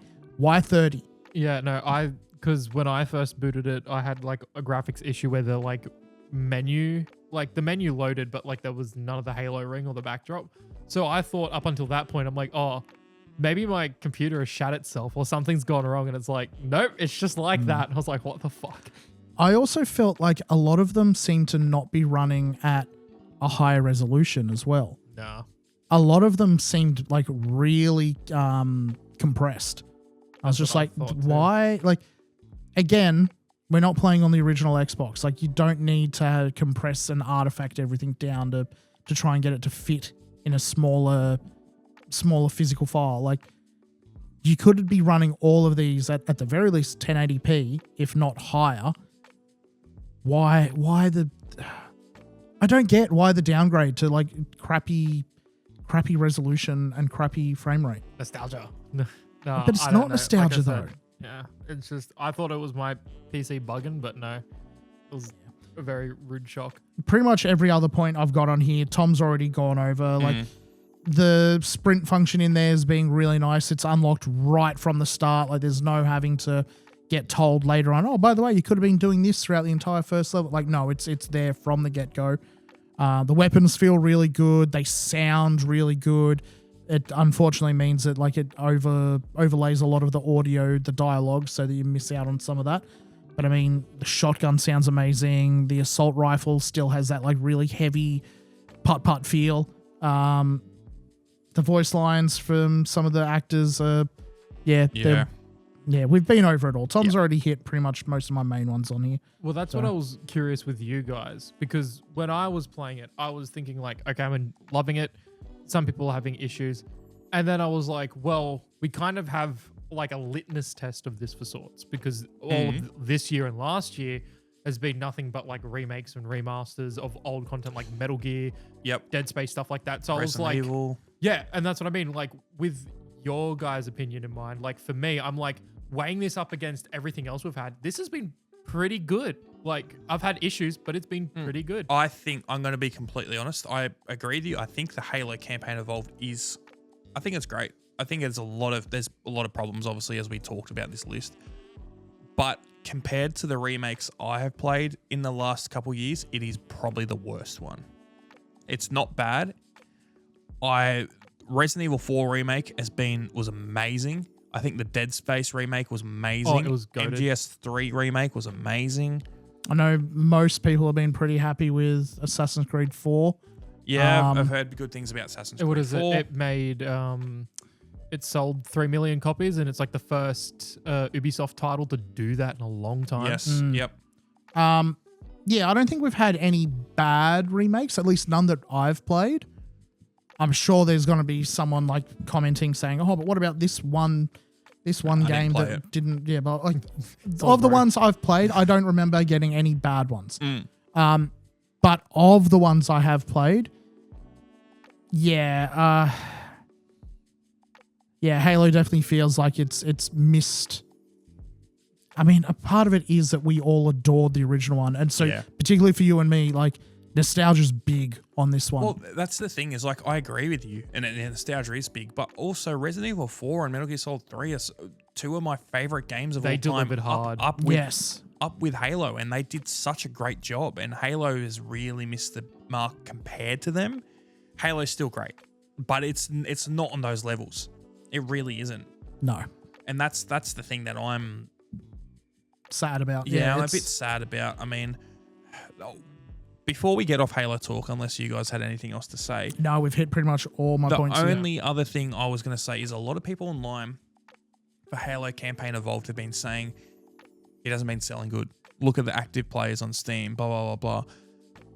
And I saw someone, I forget who it was, but someone was saying that a Halo Campaign Evolved PlayStation sales, apparently it's less than 1% of players, or it's abysmal and no one's buying this game. And I can only see this from a very, very, very low scale. I have access to numbers of people who have bought this game on PlayStation. It is a lot more than Xbox. Mm-hmm.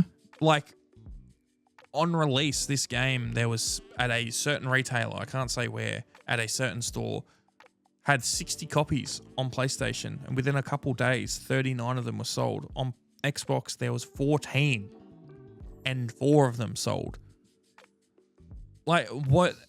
That's a lot of I feel like that's more than a lot of other games in recent times. No, same thing. At a certain retailer, I got to look at I was managing all the pre-orders for people, and it was PlayStation was double whatever Microsoft, Xbox pre-orders were. Yeah. Which is insane. Well, it's not though, because that's been the way it's been going for a while, is that a lot of retailers are pulling back from selling Xbox stuff because it just doesn't sell. Whereas PlayStation stuff and Switch stuff still tends to sell. Yeah, that's going to stop again soon. It's Halo. I think it is Halo. It's an outlier. I think if you had access to also digital sales, you'd see that it was different because, again, a lot of people wanted to grab that thing early. Yeah. I mean, I did. And yes, you could, there were a lot of places that were doing it where, hey, you pre-ordered it, it's active from this day if you got the limited edition. I think a lot of people just grabbed the digital one, which unfortunately is going to, PlayStation's going to hold that number up. Like, see, we were right. We were right to end physical sales. And it's just like, no, you're wrong on that. Fuck you. Yeah. Anything else you guys want to talk about Halo? We're going to go nearly an hour and a half on just Halo alone. I know. I fuck with that. We knew that was going to happen. You said the stars of Halo. The last thing I'll just do is that the amount of people complaining that there's no multiplayer in it. Yes, we did need to talk about this.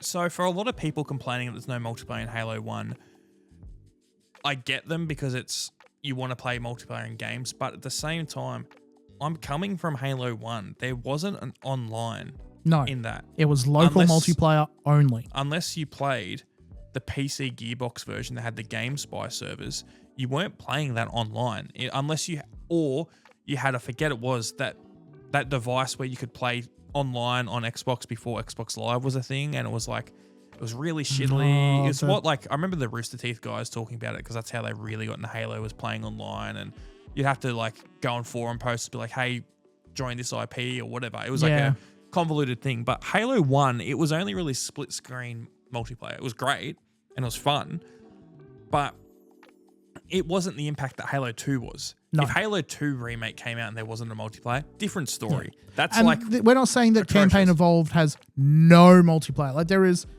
co-op multiplayer. There's only technically only local multiplayer on consoles. PC doesn't have it unless you're Jacob and you're Mod it, determined yep. to get it. unless he hacks into the gate and gets in the system. But I mean, we played it. It works fine. The Yeah, it was fun. multiplayer I works played- really well. I played the whole campaign co-op with Lizard. Yeah. It was fun enough. I still think we need all three of us need to play it, but I want to play I want to play some of the other games. I want to play some MCC stuff. that's fair enough. Yeah. Yeah.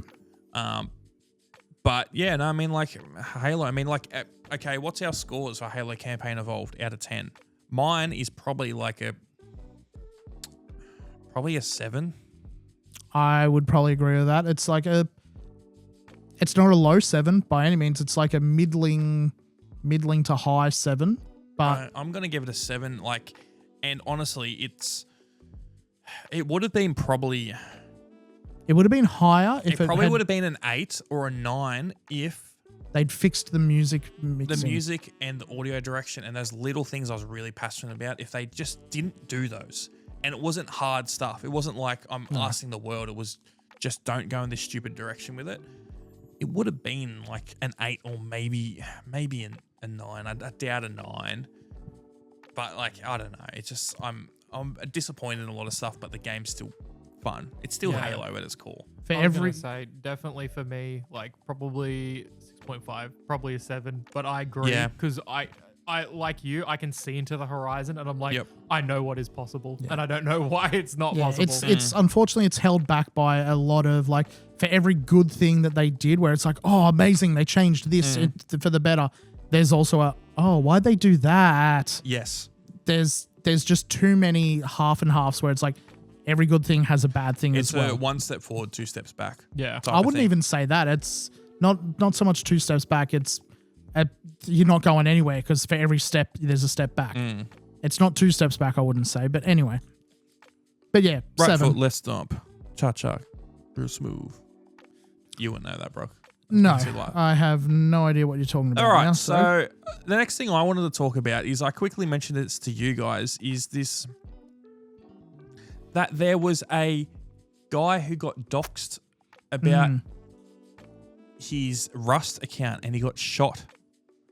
So that's a nice ad we got on the right there. Yeah, I was about to say, can we open that? Is that Mr. Beast there as well? What the fuck What is the this? fuck? Man seeks 176 million after being paralyzed in swatting he warned police about. So I didn't tell you guys about that. So I've got a little bit of a breakdown of what this is on my monitor down here. But essentially, let me see if I can. Nah, I'll leave it. I'll edit it in post. So it's gone now. that's all right. Alex Mendez, who's 24-year-old gamer from Arizona, was targeted by hackers while playing Rust. They said that they were saying that he was hacking in the game, and they said, let us make sure that you're not by giving us access to your computer.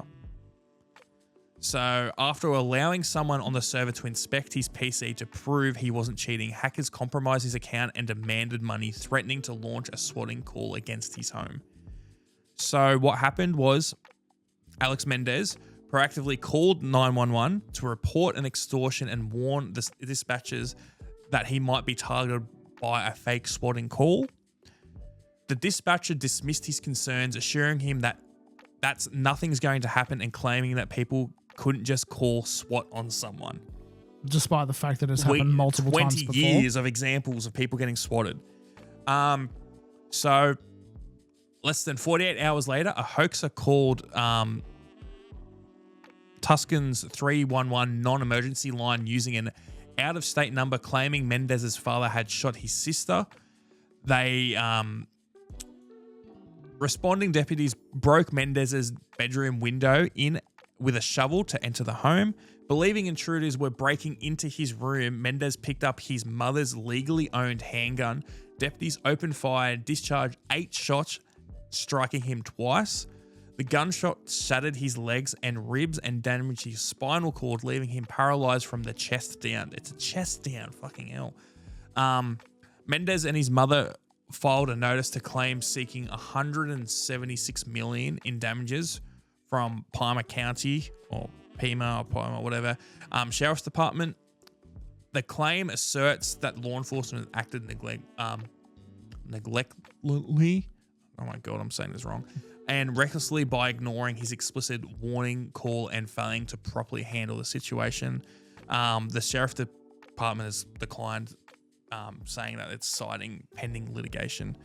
Yeah, I'm This sure is they're going fucking silent on it. insane. Yes, if everything is as it appears so far, and like if it all went down the way that you just described it, I really hope they cop it with this. Oh, like, yeah. I hope he gets like all the stuff he's asking for, because like they've ruined his life. They have from his chest down. So he's got, at least And he can use his arms. At least. Well, depends what part of the like you'd hope Chest he down. I mean, yeah, you could probably say head down if it wasn't. true, from the neck down it would, yeah.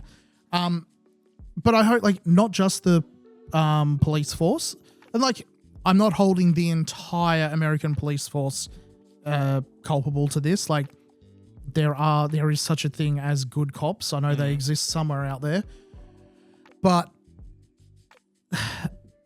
the police who like responded to it, all they did was they broke in, they saw like him with a firearm there, 8 shots. Like that seems, I think that's the go-to with a lot of, I think, I don't want to get too much, like it's very political. Yeah. But I'm pretty sure you're supposed to empty your clip.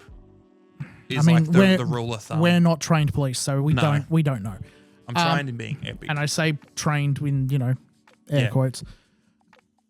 The trained dispatcher definitely should be held accountable for this, for saying, oh, that doesn't happen. Like, again, as you said, like 20 plus years of certifiable examples of this happening again and again and again. I mean, there was a case, it's probably 10 plus years ago now, the kid who swatted someone he was playing COD with because he rage quit or like he got angry with him, and the kid ended up getting shot and killed. Yeah. There's been examples of it like 2 or 3 times just this year of streamers having people like of having SWAT called to their SWAT's house. always, but I mean, I'm talking about like an actual death. I mean, and this kid, I mean, like, I think it's completely fair. They're breaking in through his window with a shovel.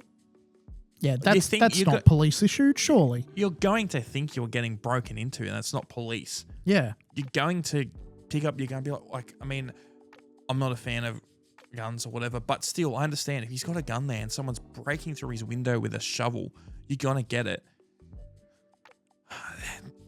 And also, America has the stand your ground law. It's like they're probably not going to be able to do it, but I really hope they find that's what I was next going to say. Swatted Yeah. this person. That should be life in prison. Yeah, it should be a felony offense. Yes, it is. Oh, I feel like they need to turn up, like, because isn't it if you SWAT someone, I don't think you face prison time or anything. It's just a fine or whatever it is. Like, I don't think the repercussions are not severe. Misuse of emergency services. I don't. I mean, I have a rough idea of what it would be here in Australia. In America, I don't know. Well, let me see. And I'm not 100% on what it would be here in Australia. As I said, a rough idea. But either way, it's like a fucking joke. Because that's so bad. That, like, the fact that even that 2 dispatchers were dismissing him, and it's like, bro, how many times do people get fucking swatted in a year? Like, if someone's calling to be swatted, shit would be serious. Like, I don't know. It's a tragedy. It's terrible. I would say he got away lucky with the fact like he wasn't killed, but he didn't get away lucky. Like, this is horrible. I was gonna say, I don't think he got away lucky considering how most people don't intend. Not that you should intend swatting people, but most of the times it goes non-violent. But like fucking hell. And either way, I mean, I hope this kid gets. I doubt he's going to get that much money, but I hope he gets enough money that he's comfortable at much as he can be for the rest of his life. I hope he gets all the stuff he's asking for and more. Yeah. I hope he Oh well. Well, Do you guys have anything else you want to talk? I got a few topics. I do. I've got quite a few because, Yeah. as we were saying before, it's been a couple of weeks since we last met up.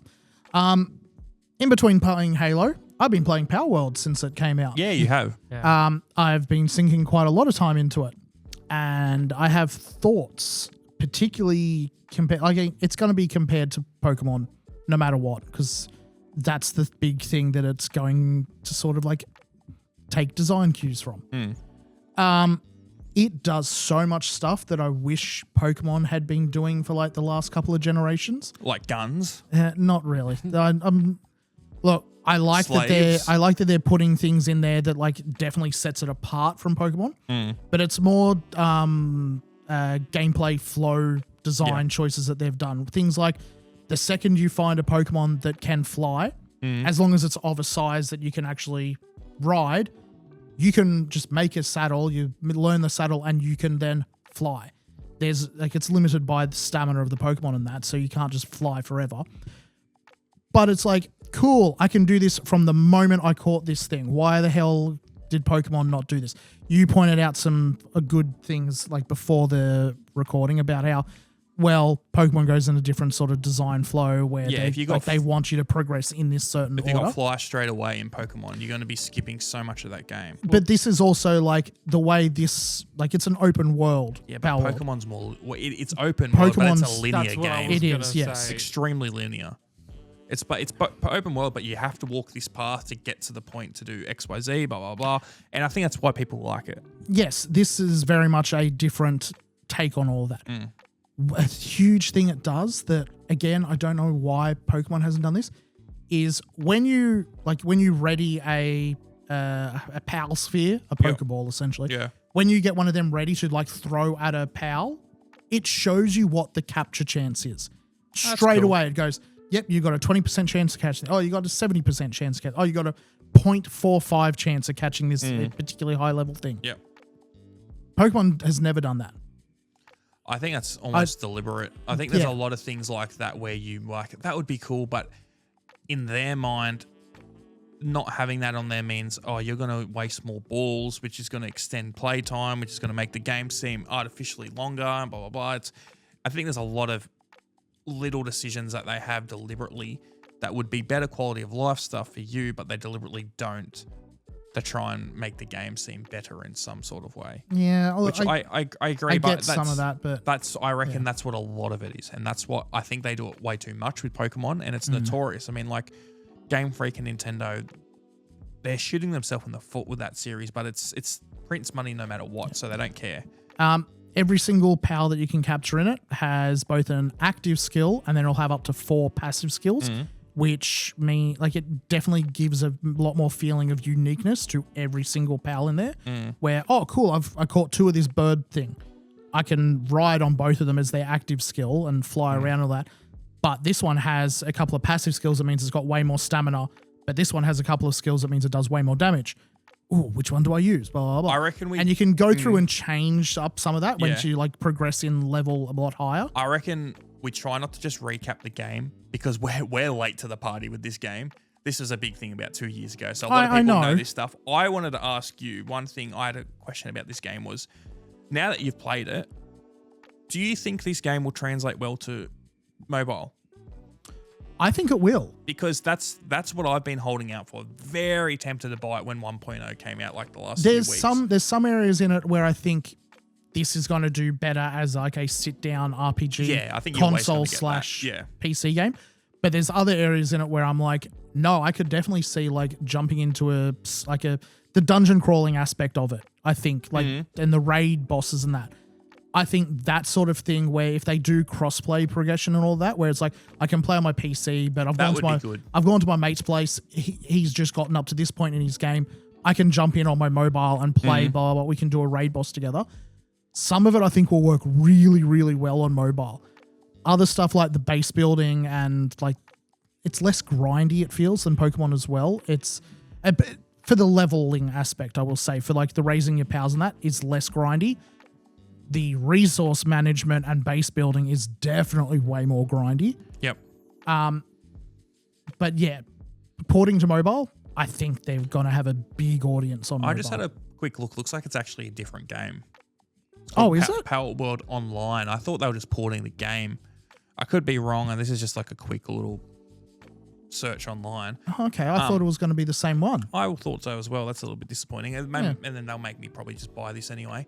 But no, I mean, I've heard nothing but good things about Power World. I know that it had a sharp player drop off 2 years ago because it was just like, it was the it game for a while. Yeah. But now that 1.0 has been out, a lot of people have been jumping back into it. I'm very tempted. Is it randomly generated worlds? No. Oh, It's the same world for every everyone. time. Okay. Yep. Because I was going to say, I actually didn't play Power World before 1.0. I picked it up because Yeah, it okay, did. yeah. And Yep. same thing, I'm really fucking enjoying what's there. Some of the things I kind of don't agree with Brock in terms of like the flow. Like, for example, like the power uniqueness, I kind of get it. But then also some powers are relegated to just, I'm going to have you for your melee damage passive or whatever. Like, you don't actually give a fuck about pulling them out. It's just, I want your passive. But Yeah. Okay, yeah. Yeah, But no, other I than agree that, with that. it is a really fun game where it's like kind of like 7 Days, you know, where there's a tonal shift where it's like, I'm going to do more survival heavy things. And then you do that, build your base. Yeah, and then it's yeah. now I need to go do dungeon drawing or more the Pokemon aspect of it, if that yeah, makes sense. And then yeah. you go out and do that. And I like, you know what I mean? You can sort of pick and choose what you Yeah. want to do. There's like, depending on what your particular vibe is at any particular moment, it'll offer you something to scratch that particular little itch. Do I want to go explore? I can do that. Do I want to go do a boss battle and duke it out with my favorite little pal? Sure, I can. Yeah, do I want to hunt for rare schematics? And there's stuff there for everyone. Yes. Oh, that's good. I mean, like, it seems like it's a great game, and I like to see more stuff like it. Yeah. In the sense that it's more open world, big. The story is everything. definitely the weakest part of it. I didn't even know there was a proper story. There's a semi Wasn't there like story. Persona DLC or something? There's Terraria DLC. Oh no, it's not DLC. It's included with the base game. There's Terraria and like Ultra Kill and shit. It's fun. Yeah, Yeah, that's right, there's Ultra Ultra Kill, Yeah, yeah. there's stuff that was really weird that it was with it. Yeah, well, I mean, like that'll be very interesting. I might have a play of that soon. I mean, I'm looking for something new to play, but now saying that, I just only realized I've only got like 3 weeks till Metal Gear Solid Master Collection Volume 2 comes out, so I can finally play Metal Gear Solid 4 on PlayStation again, or just in general again without ripping out the PS3. Well, do you know what you won't be playing? What? You won't be going to the casino in GTA. Oh yes, no, we won't be. That was a good little Segue. Thank you. segue. Here we go. But yeah, for those who aren't aware, I don't know whether this was government mandated or not, but Rockstar has removed the online casino. It was government mandated. It was government. Okay, they've removed the casino, or at least access to gambling in the casino for Australian players. And also, I believe cards in Red Dead.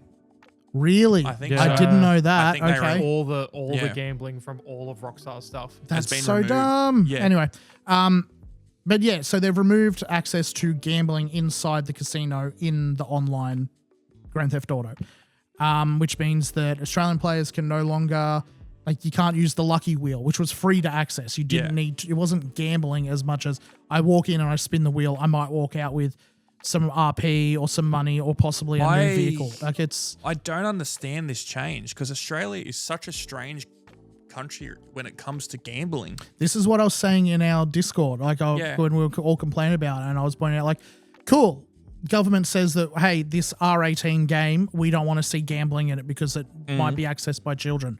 By the way, we're going to, like, all these sports programs on free-to-air primetime TV, we're going to advertise gambling heavily in every single one of them. I don't know if they're allowed to do that anymore. Well, they advertise sports bet in the middle of every single one of them. Yeah. When are you watching sport, to be fair? Yeah. I don't, because I don't want to hear about sports bet. No, I think didn't they have to change a lot of that legally? It was a big thing. There was a time, 100%. I do remember it. I don't know. I know it still pops up on all my YouTube stuff on my TV. But you're like, I'm not logged in on my TV. So as far as it's aware, I'm just an be like anonymous. accounts I was connected or gonna say something. I can't talk because like same thing. The best thing I have is like any of the F1 and motorsports, but they usually have like here's the proper viewing for the adults, and then like they'll have a kids section specifically. But yeah, no, Australia is such a strange country when it comes to gambling. Yeah. So like we said, they've removed the gambling aspects from GTA Online and Red Dead Online. Yep. But the pokies is such a large part of Australian culture. That's what I was saying. Which is poker machines for people who don't slot machines. Like, that's what I was saying. I was like, you're telling me that Slap City, that's what I used to call it with the homies. Like, we can't do that anymore. That was like our favorite pastime, but I can go 10 minutes down the road and just do that, like actual burn real money. You can walk into any pub in Australia, any RSL in Australia, any sort of... Within 1 kilometre distance of here, there I know at least 5 spots you could go play a poker machine. Yeah. If you've, like, for those who, like our non-Australian listeners, you walk into any pub in Australia and there will be a room dedicated to poker machines. And you walk in there any time of day. It, like, as long as the pub's open, it's open. And there will be... It is an institution. Playing the poker machines is a massive thing. And I'm not saying that's right, but the fact that they've decided to remove any type of gambling mode, and a lot of it's for fun. Like, I'm playing blackjack with my mates because it's a fun game to play. I'm not there for the gambling aspect or 21 or whatever. Yep. Like, the fact that they're removing this, it just boggles my mind. And I understand it's like, oh, it's to save the children, but it's an R18 game. It's probably because they can't get their own cut of it, and that's why they love poker machines. Is because they get paid out by all of it. Like, as I was about to say, like, you walk into any pub, there's the poker machines. Say the pub has 12 poker machines in their little adults-only room. Again, kids can't access it. If there's 12 machines in there, at any point in the day when you walk in there, at least 6 of them are going to be taken up by retirees or guys that just have, like, nowhere else to be except the pub. It's sad when you, like, I don't know if you've ever been to, like, the Star or anything like that. Like, casino. Not in a long time. I don't know if you have recently, but, like, going through and it'll be, like, 1 a.m. And there is just people who have obviously been there all day just slapping the machine, trying to get their money. And it's like, and a lot of the time they're elderly people. And it is really sad. It is so sad. And there's no highlighting that, but they're saying, oh, we can't have the digital gambling in a game, which I understand. I understand the idea. We don't want to raise We don't want to kids. market this to children, Bubba. But the thing is, it's not being marketed to children. Again, it's an R18 game. The game is R18. The kids shouldn't be playing it in the first place. Exactly. It's a band-aid to a problem I don't think really existed. I think focus on, like, loot boxes and actual predatory things where it doesn't matter your age. I think that's something which, I mean, hey, Mr. Government, maybe focus on taking down corruption inside RSL Australia. Oh, good luck with that. Yeah, I know. They get a big enough cut from it. They're willing to turn a blind eye to pretty much everything. Do you remember that? I don't know if you ever watched that Friendly Geordies video. Oh, I did. About the whistleblower guy? Yeah. Yeah, and then just how you can just clean your money going through and just putting in the machines. And that. He unfortunately he passed away, but that's I know heavily implicated that that was, like, the cancer was given by, you know, other stuff. So, cancer gun. But yeah, no, that's just fucking terrible. But I mean, I don't understand. My big thing is, so if they're banning the gambling in Australia for GTA Online, are they going to do the same thing for GTA 6? If it had gambling in it, maybe. Yeah. We don't know until we get the game. My thing is, are they going to ban it in single player? Oh. That's the thing. If they ban it in single player, that's when I'm going to be really pissed. Or are they going to do a, what do you call it? South Park Stick of Truth, and then just make, you know what I mean? Put the screens on. Yeah. I think that would be terrible if they did that in single player. Yes. But I mean, here's the thing. Like, for GTA 5, the gambling isn't in single player. It never was. It's in multiplayer. It's only in multiplayer. And that's what I'm thinking. Is it, are they doing it in multiplayer because there is incentive to actually, it is real gambling because you can buy stuff to do it? Where in single player, a roundabout way you can. Yeah, because I mean, you got to buy shark cards and you use money, and it's like, there's a connection there. Where in single player, if there isn't any way to get any monetary value through microtransactions to use that money in a gambling scenario, are they going to care? Or is it just because there's gambling in a game and it's accessible to children? I don't know. At that point, because I think it's got to be the money aspect of it, and there's the microtransactions of the shark cards. Because if it was, they would have got rid of fucking like Balatro. Possibly, but I mean, look, Pokemon's gotten rid of gambling ever since Red and Blue. Like, the original Red, Blue, and Yellow had gambling. You had the slot machines. Did as well. Pearl did as well. Okay, but did the Switch remake have it as well? no idea. I couldn't play it enough to get to that point. It was doing my head in enough. But I know that don't think like it did. Gold and Silver had it. Now that I remember, but I don't know if Ruby and Sapphire, the originals, had it. I know that was not if in the Pearl, remakes. If Pearl had it, it would have. Maybe I'm thinking of Fire Red. I don't know. Either Fire way. Red didn't have it. They took it out for Fire Red and Leaf Green. But that was because Nintendo was like, we don't want to market gambling to children. Yeah, which I mean, it's a brave stance. Yeah, imagine that. Yeah. It's just more the slippery, like the precedent this might set for other games moving forward or whatever. Exactly. Well, see, that's the thing. I would have thought that Rockstar was a big enough company that they would fight back against this. But they probably don't care enough. Their focus is on GTA 6 at the moment. If it was a few years ago, they'll probably do something, or there's stuff going on behind the scenes. But in order for them to, if they wanted to put in GTA 6, they'd have to fight it for this. But also, you got to think Australia, we are a very small market compared to the rest of the world. Is it worth fighting us for if it's only a single country thing? Is it worth that hassle? Because the stuff that we implement can still affect stuff worldwide, as it can with any other country implementing stuff worldwide. This is very different. I understand what you mean, but this is a different, because this is like just banning a segment of something you've already made. This isn't instating new rules and regulations. Where like the Steam refund policy, which is a result of the That was going to be my ACCC, example, yeah. that is because that is something that only Australia got at that point. Well, they didn't. It was, you need to have the option to be able to refund a product if there is something wrong with it, doesn't meet standards, whatever. So they put that in. That would have caused so much outrage if, Australia gets this extra option, we're going to give it to everyone. Where this is, everyone else gets something, Australia doesn't get something. I was going to say, and also Australia is not the only like unique country that's either set a boundary on a game or been like, we don't have gambling, or like that's not a very, like universal thing. When did the Casino DLC come out? Oh, years ago. Has it been like more than 6 years? I think so. Yeah, give or take. I think so. I haven't played GTA Online over a decade. Was the casino there when you were last playing? No, I wasn't there. I know where it is. That was just blank land, I'm pretty sure. I think it was there, but you couldn't do anything with it. No, I think they added it as a whole new building, because originally it was just had the race course and stuff there. It was, but I think it was like, what is it, 2018, 2019 they would have introduced Something like that, yeah. Yeah, so it's almost been 10 years. We'll call it like 7 years. Yeah. It seems like it's a weird thing to implement at this point for like, hey, this game that's been doing fine, and like, yes, we know it's problematic because even though it's R18, there is a large amount of teenage players and blah, blah. Yeah. Oh, by the way, they're bringing out a new game. Cool. Now's the time to strike and get them to take out this thing in this older game. I don't think they've got enough idea about that. I think this is when it happened to happen. You got to remember also our like Australia is very stupid and has a notorious history in terms of like games, movies, things like that for censoring. Like there's so many old like story adventure games that would have like, you know, some very lewd, risque stuff, and Australia would be like, nope, this is like too horny coded, can't have this. Yeah. And then they're gone, oh, actually, this isn't an interactive game. This isn't an interactive movie. And they're going, yep, that's fine. That's why Night Trap was a thing. Yeah.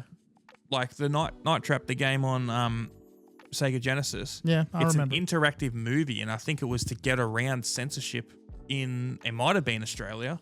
It might have been, I think it might have actually been in America, actually. I think it was considered that out there at I the don't time. think it originally released here. No, I don't remember, but either way, I'm pretty sure they made it into like an FMV. Well, it was always FMV, but more into a movie game than an actual game to get around that, skirting around those sort of laws. But it's very, I mean, I understand it's a very divisive topic, gambling, obviously, but it is also feeling it's a little bit going backwards if we're losing content now, and it sucks. Yes. Would we like to do our regular segment? Shit got more expensive? No, we've always got to do that, yeah. Yeah. Do you have your little sting you'd like to play for it? Okay, let's go. Good enough. But yeah, this weekend, shit that got more expensive. The Xbox went up in price. We knew it was going to happen, but it's finally Xbox hit. have gone up. Yeah, it's hit pretty much every retailer now. they've all gone up by at least $150. The standard Xbox Series X, it's gone up to $1,100. The Series X digital is up to $999, and the other two have gone from $499 to $699 and $599 to I think $849. I could be wrong on that last one. I don't remember the It's exact. ridiculous. I Might be bought that $799. Series S when I did. I bought it for like $300. Yeah, Brand new. they I was gonna were. say, you'd be cheering. Yeah. Yeah, if you were going to get an Xbox, now is not the time. It was 3 years ago when they were an okay price for what Everything is going up now. Yes. And I feel like we talked about it with gaming. I feel like it's to this point now where I feel like the same thing sort of happened when there was a big cough 5 years ago, 6 years ago, when everyone was coughing and they got sick. I just don't want to say the name of it because I think it also stings videos a bit Yeah. sometimes Oh, when you say really? it. Yeah. People get triggered by it. Wow. Yeah, well, not of that. I just like the YouTube system and Insta and things like that. I've had examples where we've talked about it before, and those videos just 0, 0, 0, 0, no views. They just get blacklisted essentially. God forbid we mention the most recent plague. Yeah, exactly. But essentially, yeah, that big plague that happened in like 2020. I feel like it was the same thing then. Is that stuff went up in price and adjacent industries thought, hey, this is our chance to raise all our prices as well, Yeah. when stuff necessarily didn't really have a reason for it to increase in price. Like, I Yes. understand the big things, RAM, memory, like that makes sense with an Yeah, Xbox. it's but all- like there's so many things that are going through the fucking roof. Hard drives are going way up, and I'm still annoyed at that. Like RAM hurts. Like I want Mm. more RAM in my PC, and it's just not reasonable to buy it at the moment because I'm it's gonna like, have to buy that fucking Seagate thing soon before it goes through the Oh, roof. yes, you Yeah. are. Yeah, I was looking for more hard drive space, and it's like cool shit that would have been like $100 3 years ago is now like 200, 300, depending on the quality of it. Well, I said this It's a few ridiculous. weeks ago. My Samsung T7 4 terabyte, I bought it 3 years ago for $372. And now it's worth $14.99 now. Yeah, They went it's- up again. It again, It's Jesus, in it's- crazy. And I remember, Ridiculous. and that's what I mean. Every time you be like, "Oh, Xbox has gone up," I'm like, "Lol, getting closer to PC prices. That's cool, man." But bro, PC prices now fucking skyrocketing. Ridiculous. It's insane. Yeah. Not even looking at gaming PC, just a laptop, a basic everyday laptop. Stuff that has like 4 gigabyte of RAM and like an Athlon chip in it and like 128 of sold on what EMCE or whatever, like the That's micro like SD card soldered on. That's not the soldered stuff, but I know the ones really, you mean. Yeah. the really cheap shit. They're like $800, $900. It's a joke. And then also, there's a lot of people. We had a clip go up a while ago talking about if Xbox keeps playing their cards right, people are going to jump ship. Yeah. And people are like, no, you're an idiot. A lot of people agreed, but there's a lot of people like, no, PC all the way. I'm going PC. And it's like, we're talking about in that same sort of ballpark. If you want to buy today, if you want to buy a PC that has some, let's do comparable. You want to play the most recent games in 4K like a console can do. Good luck getting anything even close to a console price. Yeah. Someone that we work with who is dating another person we used to work with, they just bought his and her PCs. Yep. They spent $3,000 each. And when she was telling me like the stuff that was in them, I was like, it's a decent PC for $3,000. It's not like what you would have been able to afford 2 years ago. That's very how much the Yeah. conversational shift feels like now. Is it's no longer, oh wow, that's like a great high range PC. It's now, wow, that's really good for like 2K. Like, Yeah. just smiles. I mean, Just- that's I think people was lucky when she got her 100%, computer. Yeah. I think she was very lucky. I was very lucky when I got my computer. Yo, sorry, a camera's stuffed up. But yeah, we're talking about these prices. These PC prices are through the roof. And I think people who want to get into the hobby, because I think PC, like the idea of having a gaming PC is growing so much. So many people want to jump onto getting a gaming PC. The prices, though, they're not at the levels that people think anymore. No. Nah, it's cursed because the amount of times, like when I got my PC, same thing, 2.5K, and I got like a very, at the time was like high end, more kind of in between high end to mid range. Now it's like you would be definitely worth more than what it was, and I'm like, that's crazy considering it's like fucking 2 years old or whatever. When I bought my old gaming PC, which is now Brock's gaming PC, it came with a 3080, 16 gigabyte of RAM, 1 or 2 terabyte, 1 terabyte SSD, and an i7. Yes. Yeah, an i7, and that was, I think it was $3,000. I think it was $3,000, and that was before the 40 series was out. The 30 series was the current series, and I got a 3080. Good luck now. Oh no, getting like that type of spec now. For like, I had a quick look at like comparable stuff through eBay and Marketplace, and like, because nowhere's going to sell anything with a 30 series card in it now. At least nothing retail's going to sell anything with that. But I mean, you're looking at me laptop like, wise, 100%. Oh, laptops, yeah, but I'm talking desktop. Like, not many places would be selling a 30 series desktop. You're right, but they're still out there. They are. I can guarantee you that. They are. It's just finding them. But yeah, having a look at comparable sort of price, or not price, comparable performing PCs.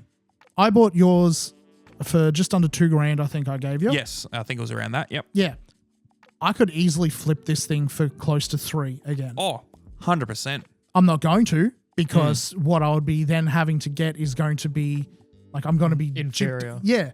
Like, I'm going to be looking at stuff like, oh, cool, I can maybe afford another thing with a 3080 in it. You're not going to be going out better unless you were given another computer. Like, there's no point. Yeah. Which, to be fair, I'm given plenty of computers, but they're all things that are like nothing close decent. to 15 years old. Yeah, it's such a sad time to be like a techie. It's just like, it really nothing is. I can afford. I was gonna is, say, it's the conversation shift is now also just turned into that of the old days where it's like, can my fucking PC even run it? I fucking hope it can. Instead of like, oh yeah, it can. Which I kind of hope the fact that everyone, like, Nvidia's re-releasing, or at least they were going to, they're re-releasing the 3060. They were planning to push the 3060. I heard something about that. Yeah. This was a couple of months ago. I don't know if they actually did it or if it got scrapped or what the go with it was, but they were planning to re-release the 3060 as an affordable budget line gaming card, which the 3060 is a perfectly good card for running stuff like, hey, I just want to play Roblox or Fortnite or any of the friend slot games that are out there at the moment. It'll run all of that with no trouble. It's not what we want, though. We want decent prices for the stuff that's coming out now, that's current, and it is going to give me good bang for buck. I don't want to have to try and, hey, we're going into a bidding war with the big AI data center down the road, so that, no, that shouldn't be a thing. It does feel like a massive step back, that it's no longer like looking forward to upgrades. It's what can I do to survive in this current market? It's ridiculous. It's through the roof. And I mean, you had your computer like stuff up a while back, and you've only if you had like, you were covered by warranty at least, but if it had come down to the fact that like, hey, we're not going to cover it because of XYZ reason, and I got paid out, I would have had to pay probably double again to get the same spec. Yeah, there is no way. Or if an individual part failed and they're like, no, you just need to pay to replace this one part. Because you got what, a 5090 in yours now? I got a 5090, yeah. Yeah. How much, like, you'd be paying more than what you spent for the rest of the computer for that one 5090 at the moment. See how much a 5090 is. I was on PC Part Picker while you guys talking, trying to build a computer similar to what I had to see how much it would cost. Yeah, how much are you up to at the moment? Oh, well, I was just trying to find literally a monitor for the last thing, but I'll look for how much a 5090 is at the moment. Because, like, they're through the roof. I know did Ben get the 5080 or did he get 90 as well? Yeah. 50. Oh, well, actually, I'm finding one on M-Wave for just shy of $7,000. Jesus. Which is more than what I paid for my machine. Yeah. Because I know Ben spent, was it $3,000 for his? 2. He bought it at launch. At launch. Okay, yeah. You're not getting a 5080 for $2,000. You're not even getting for $3,000 these days. Price. I'm just trying to find like a monitor that will like with an actual price. comparable to, yeah, like I just want to have something that'll be 4K and 120 at least. I'm just trying to find this. Not much with actual prices on it on here. And I know a lot of our episode has been doom and gloom this week because That's it sadly how usually is as we yeah. get into the shit got more expensive segment. But people mean- want to hear about it at least. I mean, like it's shared pain. Yes. Right, we're in the depression era of gaming. We do be in the depression era. Oh my god, some of these screens it's saying that they're 1 hertz. That's not What? true. Wow. Let me quickly get back.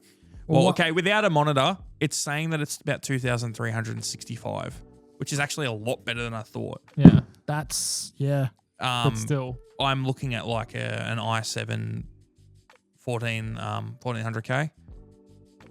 I 14700 KF, and then like just like basic cheap stuff. Still big brands like Corsair and Gigabyte and Kingston and stuff like that. But like, that's actually not terrible. I won't lie. But then you got to get the monitor on top. And if you want to, the thing is, I put a 5080 in there. It's some no-name brand though.